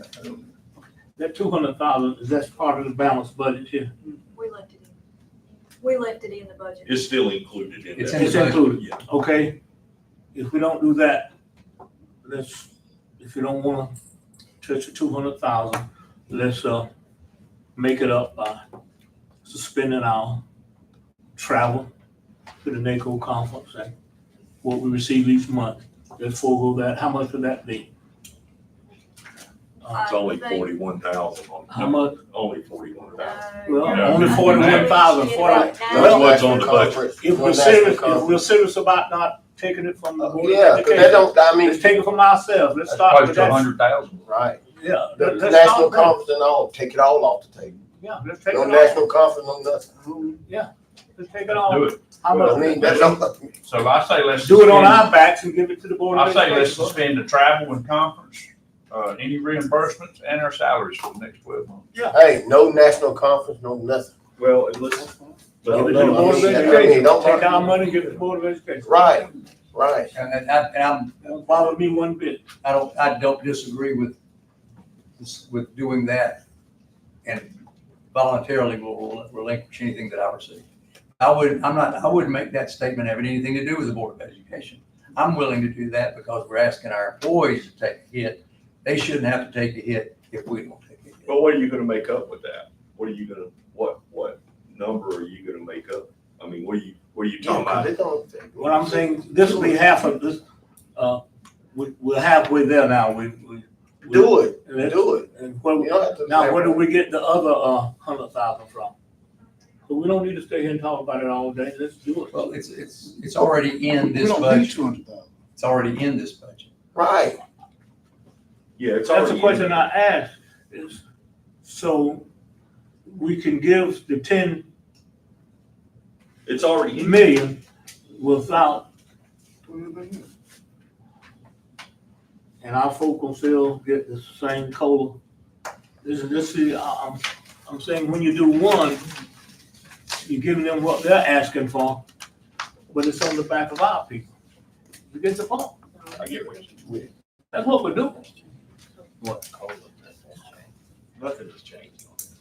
So nothing changes, But the I 10, think your point is, it's only a 1% COLA. yeah, Is that? 1%, yeah, we're doing 1% COLA. And the cost of living is what this year? It's 2 points. For the city, get theirs 5%. Right.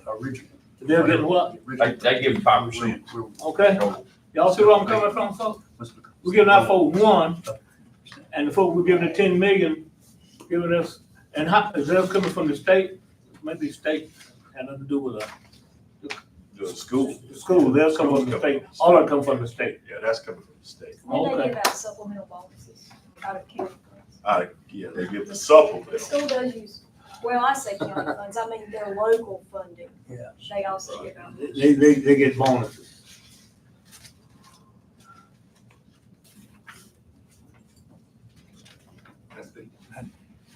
I'm thinking about my guns. Yeah, what you We need, to go ahead. do- I would like an opportunity to speak. Go ahead. I have sat in every single, meeting that we've had over the course of this year as it pertains to our budget. And, this has been a tough year as a county employee. I want to speak to you as a county employee and as a department head and as a citizen of Scotland County. The stress that we have been under this year to try to satisfy the needs of this board has been extremely overwhelming. I've been in the emergency room personally because of the stress that has been put on me as a department head of no fault of these two. They're doing their jobs. We were given a number back in February, March for us as department heads to use to operate our departments. We as department heads knew immediately we did not have the funds to operate our departments efficiently so that we can provide the services that we are required to provide. Then, because of the restraints that we are under financially, we were asked as department heads to cut that number an additional 10%.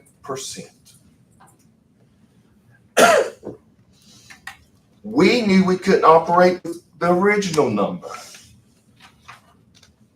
And then we were asked to cut an additional 10%. Now, you do that across every county department, I promise you, it's more than $250,000. What was yours personally? I don't have the number before me. I don't. Just a guess. Yes. $400,000. So you Sure. bear, I hate to interrupt you, but y'all see where I'm coming from? The 200,000, we're taking it from, we're asking him to bear it. That's what we're doing, folks.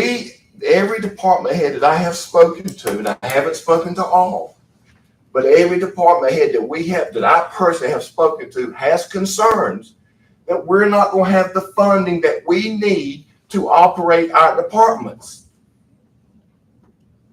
That is the reality, and that's where we are as a county. I cannot sleep at night knowing that I'm potentially fixing to be put in a position as a department head that I'm going to have to serve these citizens of this county and provide the same level of service that I'm expected to provide without the proper funding that I need to do it. That's what I'm being asked to do as a department head. Yes. I understand the school. I have 2 children in the school system. From pre-K, I got one fixing to be a rising senior. I support the school system. I have an obligation to the citizens of Scotland County. That's what this badge represents. That's what this uniform represents. When someone needs help, it is my responsibility to make sure it gets there. And if I don't, and that ambulance doesn't get there, I have failed. That is on me. I have seen this that Beth has gone through, that our county manager has gone through, and that every single department head has had to endure this year with the cuts that have been required of us. I understand that. Well, let me ask you this, Robert, and I don't want to cut you off, but I get what you're saying. But how much do I go to Johnny out here in the county and say, I need this from you to pay to the county for this amount of service? You get what I'm saying? What's fair to him to go and say, because if we'd have went with the original budget, you're talking an increase of 30 cents on the dollar, and I don't even think we can legally do that. There's a number, but I don't know how much it is, but Can't do that. yeah.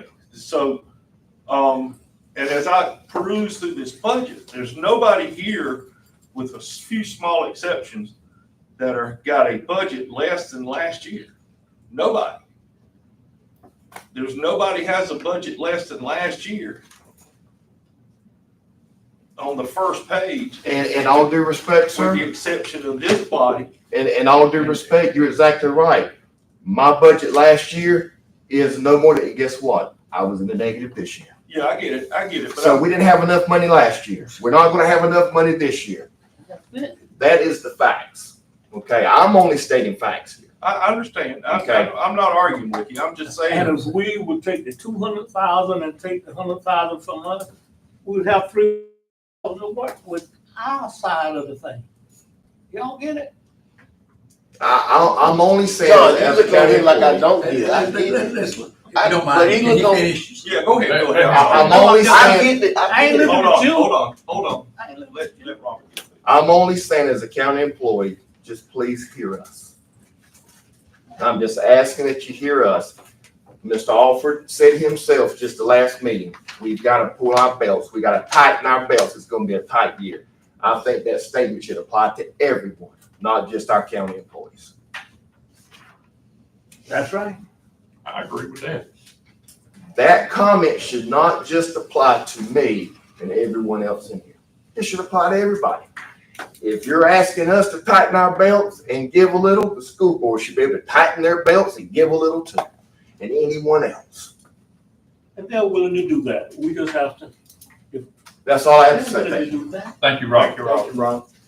Well, can I speak, Mr. Chairman? it wouldn't look so bad if they had just happened to add these 3 new fact positions. And it was fact positions, it ain't no custodians, just fact positions that they just added, that they'd never had. And that's $300,000 salary right there on them positions, if not close to it. Yeah. And the school board will do, they're not gonna, about this, trust me. No doubt about it. Because I have to agree with Commissioner Alford, 100% on this. I agree with Robert Sampson. And we got to look at this thing, guys, we got to look at this thing, we got to look at it with all eyes. All right, and instead of, y'all can do what you want to with this. I'll make the motion for our general fund budget proposal of $54,821,549 be enacted with the following: a reduction to the schools to $9.8 million. That $200,000 would go back to the cost of living increase to the employees, which would put it at 2% based on what the 188 is there now. That still balances the budget, and we are doing better for our employees. And of course, everything else we've already talked about, you know, the 401ks and that kind of thing. So is that clear, Dorothy? Yep. General fund budget proposal of $54,821,549, but with the following changes: $9.8 million to the school board, to the school, and we take that and enroll it into a 2% cost of living for our employees. Is that, you got it? That got it? ready for a second? And now we'll open for a second. I need clarification. Okay, well, let's do the second first. You second that motion. Okay, go ahead, Beth. The 2%, I don't know if we can get the 2%, but we work with what we can get the percentage up to with the 200,000 that you have just allocated. Well, I'm just basing that on the 1% that's here now is 188,000. So Beth. I presume that this other We'll take the 2% 200 as far would as. take the other 200. Beth, Yes, sir. what if we suspend commissioners' pay for 12 months, all travels, conferences, everything? Could we get to that 2% then? If you suspend the personnel piece, right now there's $69,832 budgeted, but that includes benefits I don't think we can take out. I'll use rough numbers, 60 grand. Operational, we can cut some travel. But I think if you start that, you're getting into, then you got, are we going to remain members of these organizations? Right. Which are Right. very large amounts of. Right, you know, can't cut the whole budget, would not be my Right. recommendation. That's, you would have to go through there and piece that thing to do that, because there's a lot of other stuff that goes in it, other than just our little bit that we, and there's benefits that think you I'll- can't suspend. Anyway, we have Well, a I mean, motion. if I could, well, we're gonna make a motion on that too. So, well, we have a motion on the floor and a second right now, is what we have, what I just said. I'll second it. And John has seconded it. Now we discuss. So now we're discussing that motion right now.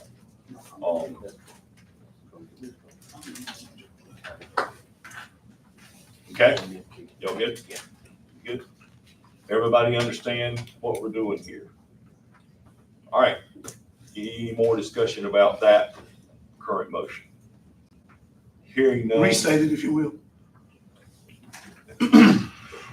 General, just the same as what you have in front of you, general fund budget proposal, $54,821,549. They're reducing the school foot to 9.8 plus the 300 capital, and moving that 200 to the 1% cost. And suspending the commissioners' pay for a year. I did not make that motion. I'm making the motion. So let's We go- have another let's- motion on Let's the come back to table. that. We we have another motion on the Okay, table. we're gonna come back to that.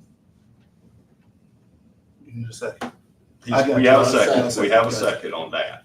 So as that stands, any more questions? Or any, Dorothy, you're clear for that, for the record? And Beth, you good? All right, all in favor of that motion? Say aye. Aye. Any opposed? Opposed. Opposed. Two opposed. Sorry. I don't know if he's raising his hand for it. He said aye, but then he raised. You're an aye. You're an aye. Okay. Eyes, raise your hand, please. if you know. Ayes, raise your hand. Ayes, raise your hands. That's it. So 4-2. So the budget ordinance Who's is the passed. second opposed? Me and both Gibsons. Both Gibsons. Gibson squared. Oh, yeah. So, okay, all right. We'll move on to the next item, which is the amended county holiday schedule, which I think is attached. Sorry.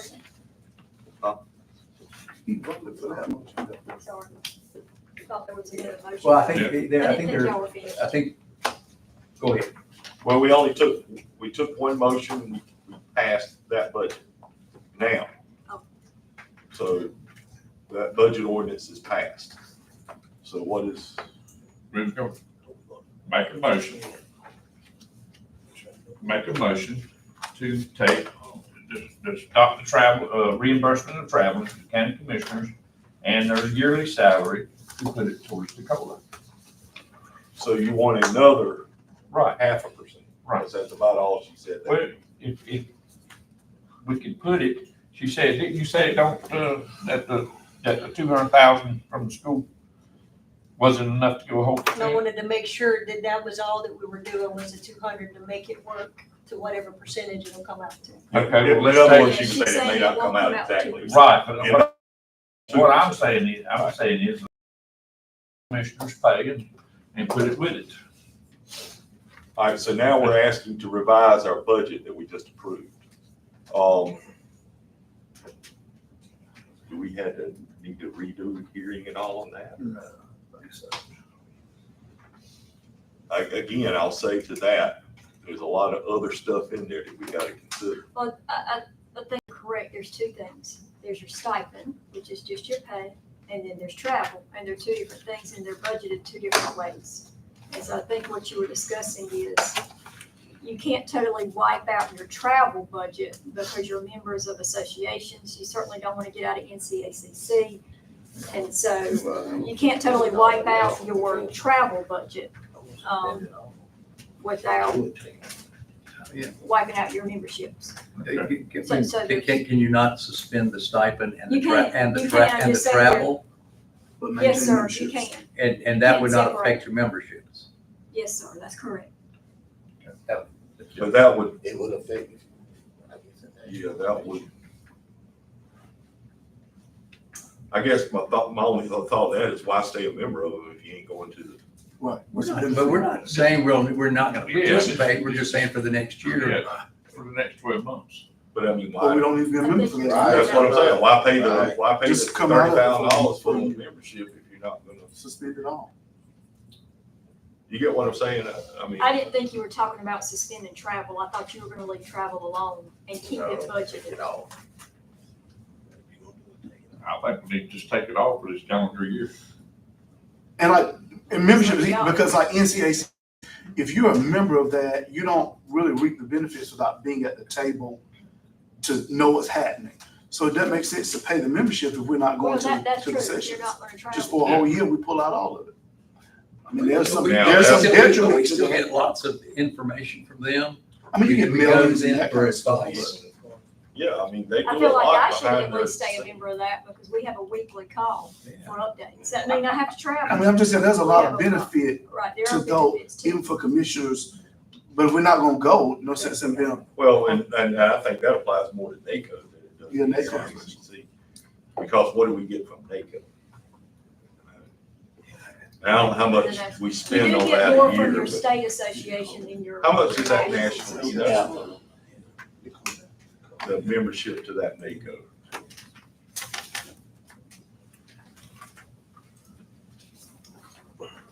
I'm guessing it's up in $25,000-$30,000 range.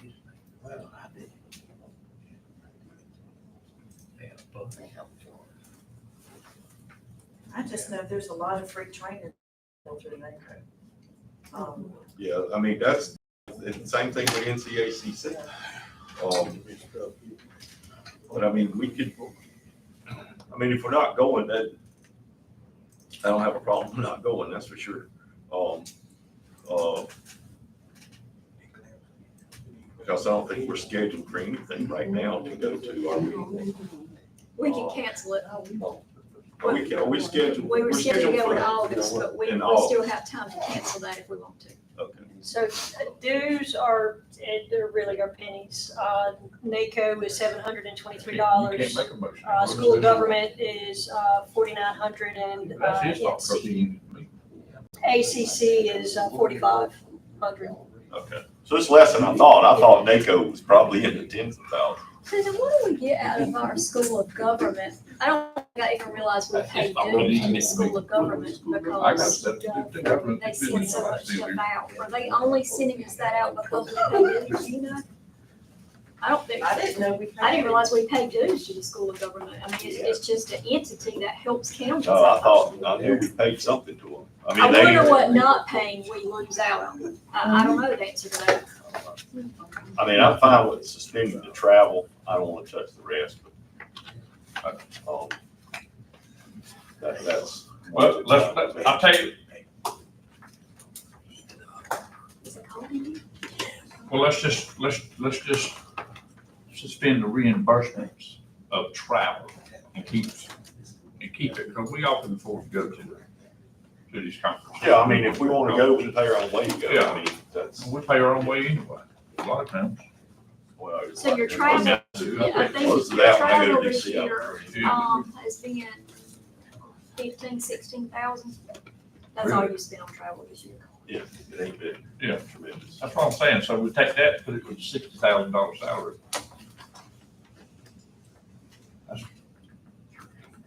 Where did he go? I think he had it. He said it was cold. Outside. It's got cold part of it. Got to slow up. 1, 2, 3. Okay, so we still got it. Okay, I'm confused myself as to what we got on the floor here. I think you were trying to make a motion. I don't know. I was trying to make a motion to,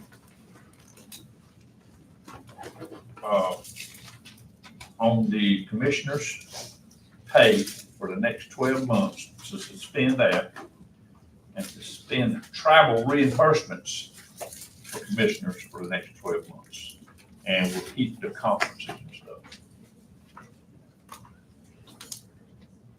Because we're gonna go to a conference, we'll pay our own travel and our own food, everything. So you I got would be suspended. Right, Okay.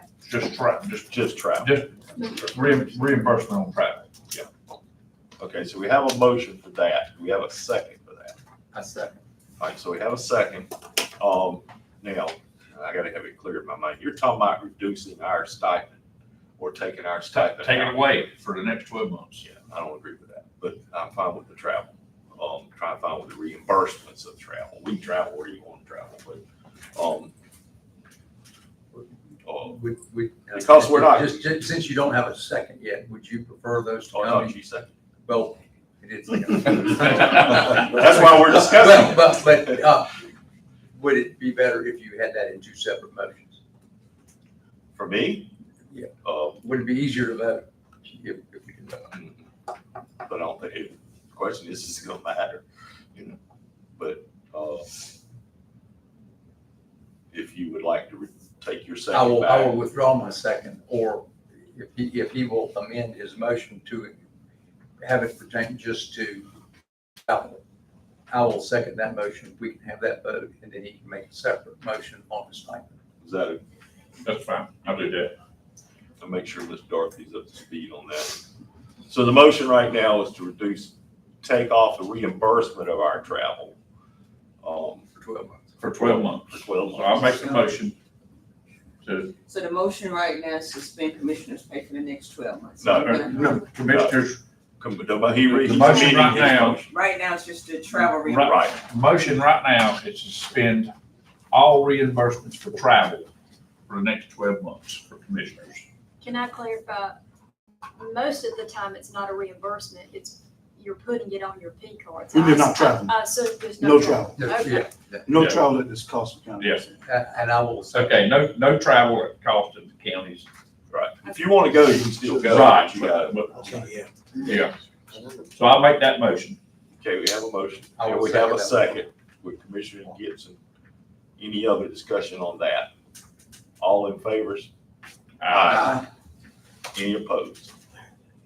Okay, so that motion carries. Now I make the motion to suspend or stipend commissioners' pay for the next 12 months. And it be used for, Be used for COLA for the employees. Okay, we have a motion for that, I will second that. and we have a second on that. My discussion or part would be for that, we're not developing what I think we're doing, because it's not a lot. And because it's $60,000, take out the benefits, it's still got to be paid through that regardless. I'm not sure. I just don't know. It shows a sign of good faith. I agree that, but I mean, the sign of good faith to me is that we all signed up for it, number one, but number two is for as cheap as we do it, and I said 38 cents an hour earlier, I ain't joking. I mean, I made 38 cents an hour. But this should be a privilege, not a job.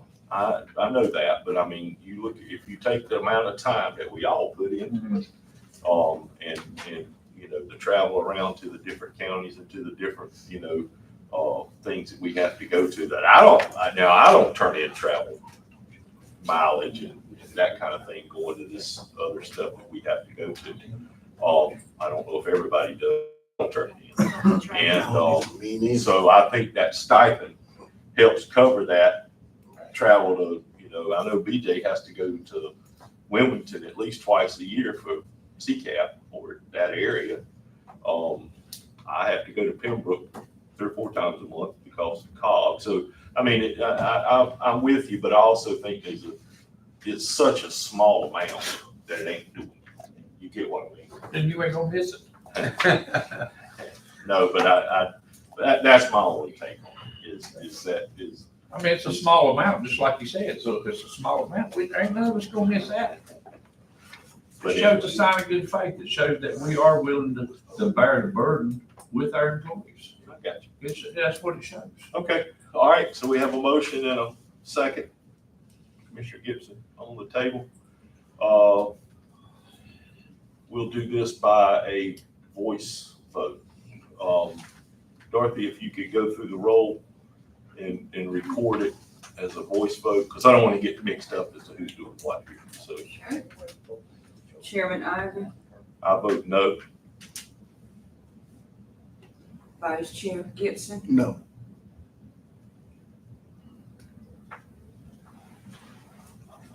Commissioner Williams, No. Commissioner Frizzell, Yes. Commissioner Whit Gibson, I vote yes. Commissioner Alford, Yes.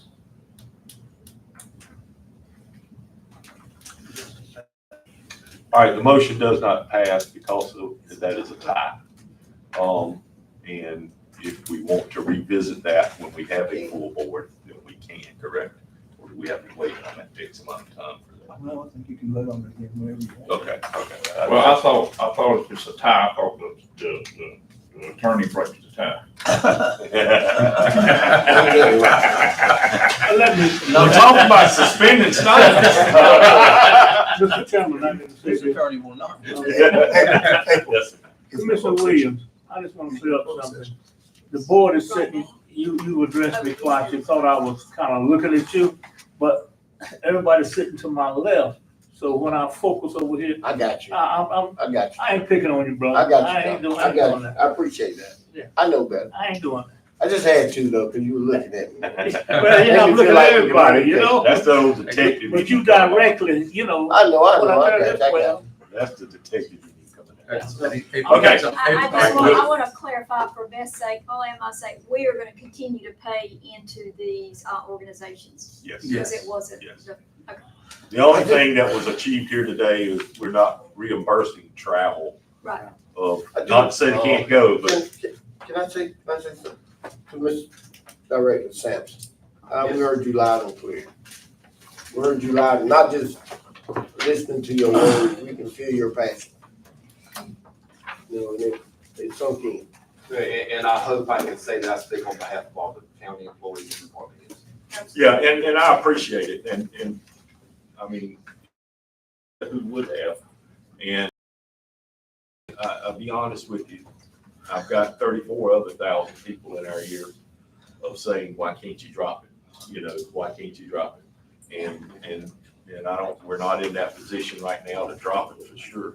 But we're tapping up against a huge increase. If we can play this out, that's why I asked Nikki the question of when this reval's coming. If we can play this out until then, we'll be okay. We'll have, you know, that's my projection. Anyway. All right, sorry. Yes. I have clarification. Okay. When you say travel, I understand you would be paying personally if you had the hotel, mileage, whatever. Registration costs. Registration. Well, if it's one of, if it's our member association things, then I don't think that's an issue, the registration part. But I do think the travel part or. Yeah, you drive to the national Right. yourself. Right, yeah, I mean, just like when we go to DC every year, I mean, I put it on the V card, but I don't put 90% of what I spend there ain't reimbursed. So, but anyway, we'll save a little bit for that. Next item. We'll move it on to the Next next item. item, our amended county holiday schedule. This will be quick. I had a recommendation from, at least one county staff, and others are, kind of have different recommendations, given, the tight year, given everything that Mr. Sampson has talked about and the stress. I'm recommending we add an additional holiday for our employees. July 4th falls on Thursday, which means we come back on Friday and then go into the weekend.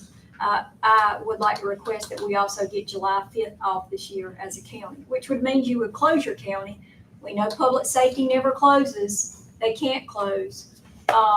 As a caveat to that, I also know that we would have, I'll say minimal because it's so few employees, that would accrue some overtime that week, in that they're still counted as 8 hours going into that. Well, how do we do that? Do they get an extra day at another time? So like a 911 operator is working that day. Tell them, The county's. we'll give them a floating holiday They or. get a float. Yeah, that's how we treat The way public safety is paid holidays, they get 8 hours in the pay period in which the holiday falls. They get that in addition to their salary. So that would just be an additional day. Yeah, you would get They an can extra take those 8 hours another of day if pay they're scheduled for for that that. shift. So it'd be an admin day. But that's not what, I don't think. If we did it as admin, it would be leave that they can take at any time. I guess that's the question. That's, do they get paid or do they Or get do they get another day off? I guess that's the Now, question. public Mike, safety Mike. would get that 8 hours in pay if it's a holiday. But if we do it as admin, it's there. If we're closing, of course, the regular employees, it's just like if we close for, bad weather, they would take that 8 hours. What happens for July 4th? What happens? It's already a holiday. I know that, but what happens? on that? Do they get 8 hours or do they get a day off? I would get 8 hours off. I get Right. paid for being at home. The public safety have to work their regular shifts, so they get 8 hours of additional pay in the pay period in which that holiday falls. Then it's added into, because of the way the overtime is calculated, those 8 hours get plugged into that calculation. Okay, so I think we should, if we're gonna do it, I don't wanna get ahead of ourselves here. We're gonna do it, we just treat it the same way we treat the 4th of We July. do now, correct. Right. And the question I have, is, I have several questions. I think it costs us money when we do that. It does. Yeah. And It does cost us a little more. it costs us money to do that. Now, some departments, because the work's not going away. It's gonna have to be added somewhere else. I think the fact that it falls on Friday makes me want to do it. I'm opposed to adding any additional holiday permanently. Right, I'm talking about for this calendar year only, to Just give for something this back year, to our Just because it falls. And if we, because it falls on Friday, if you came, this is a prediction, not that I know, on July 5th this year and walked through our county offices, Everybody's gonna take Friday off. everybody's gonna Right. try to take that day off. So But I don't have a problem with that. my I proposal don't have a problem. was, why don't we give something back to our staff? But I think that, I think every time, whenever we add a holiday, it is an additional expense to the taxpayer. I agree. And that it is also somebody, having been a supervisor and having had to work other people to get things done. When you run a prison, you got the same problems Robert's got. Prisons don't close. So I think that I'm opposed to adding any additional holiday at this point. To give them this day off because of other things that they may not be getting, I'm not opposed to. But I don't want to add a permanent holiday, another permanent day to the law. We're not doing that, right? No, this This would is just only for this be year. for We did this one time 2024. 3 years We did ago these- for around Christmas We because did of the these way when it we worked. furloughed staff. You furloughed staff, and so we gave them extra time at the holidays. That was in the furlough. Well, I'll make the motion to go through with this. That's this right here, this year on, Make July 5th an Yeah. extra holiday. just for this year. Just for only. this year. Okay, we have a motion, Commissioner Frizell, Second. second for Commissioner Williams. Any other discussion? All in favor? Any opposed? All right, motion carries. All right, moving on to the next thing, quarter-cent sales tax. We have a decision to make on if you would like to ask the people of the county about 1/4 of 1% sales tax increase. I got a question on this. Okay. Is there any reason why we're just going, is that the limit that you could go? That's the limit, right? Or Yes, percent? that is the limit. That is the limit. For our county under general statute, that is the limit. There's a few other counties that are carved out, but they're larger counties and those are devoted towards transportation needs. Okay, well, I like this idea. Can I speak, Mr. Chairman? Absolutely. I like this idea. And I tell you, because we have so much beach traffic coming through here on 74, and when they get off and they're swiping them cards, it's adding in our county. Because you go down here during the summertime and you go into Hardee's or McDonald's or wherever, I don't know nobody in there. They all from out of town. So I like that idea, of course. But I know you can't advertise it as that, but amongst us, we do agree that would go back into the general fund For property tax relief. for property tax relief. Yeah. We're not building a building. we're Right, doing right, anything like right. that. And keep in mind now, that would be on the November ballot. If it passed, it would be I don't the think, spring before it took right, I don't effect. think we would really see the full benefit Until until the the next next Now, year. now, can we advertise that any at all? Yeah. I mean, Absolutely. Absolutely. Yes, you could have what I would call like a campaign, but you can't tie it to a specific purpose. Right. Like, we're gonna do X, Y, Z with it. right. But I think I'll defer to Mr. Ed, you are safe to talk about it, that it's gonna be on the ballot. Yes. And I think it's important people understand it's 1/4 of a penny. It's not 25 cents extra per dollar, it's on a penny. I came across something another county did. If you're gonna vote this way, of commonly asked questions about that, and I think that'd be something good for us to put together to get out to the public so they really understand what they're Yeah, voting it's on. 1/4 per $100 Right, of the taxable goods. Groceries are not part of that, right? right. And Groceries so are I think separately something taxed. like a quick one pager would be very good to get out for people to understand. But I'm like, Bo, you go through that intersection down there on the weekend, good gracious. You don't. Well, that's a good thing though. That's a good thing, I mean, I know, but it's also time for them to help. chip Right. in for our- I mean, they're using our roads, our parking lots, our, you know, our facilities. Our everything, so What do you want? You want a motion? in we need a motion, if I'll you'd make like the to motion. place that quarter-cent sales tax. I'll make the motion. I'll So we second the motion. Have a motion and a second to place the quarter-cent sales tax on the ballot in November, which we need to instruct Ms. Dale to do. Don't know if there's a formal process for that or not, but, any other discussion? All right, all in favor? Aye. Any opposed? All right, next item is commissioner comments. Anybody have anything, BJ? No, sir. Duke? Witness? Both? Anything else? John? Anything else? I don't have anything else. With that said, we still need a closed session. Just We will need to go into a motion to go into closed session for the item listed on the agenda. So moved. We have a motion. Second. We have a second. All in favor? Right. Thank you all for coming. And we're gonna take April's lead on this and say we're gonna be in here very shortly. We're gonna take a couple of minutes. Yeah, while we do, because he's coming up with that thing stuff out. So. Yes, sir. No, we got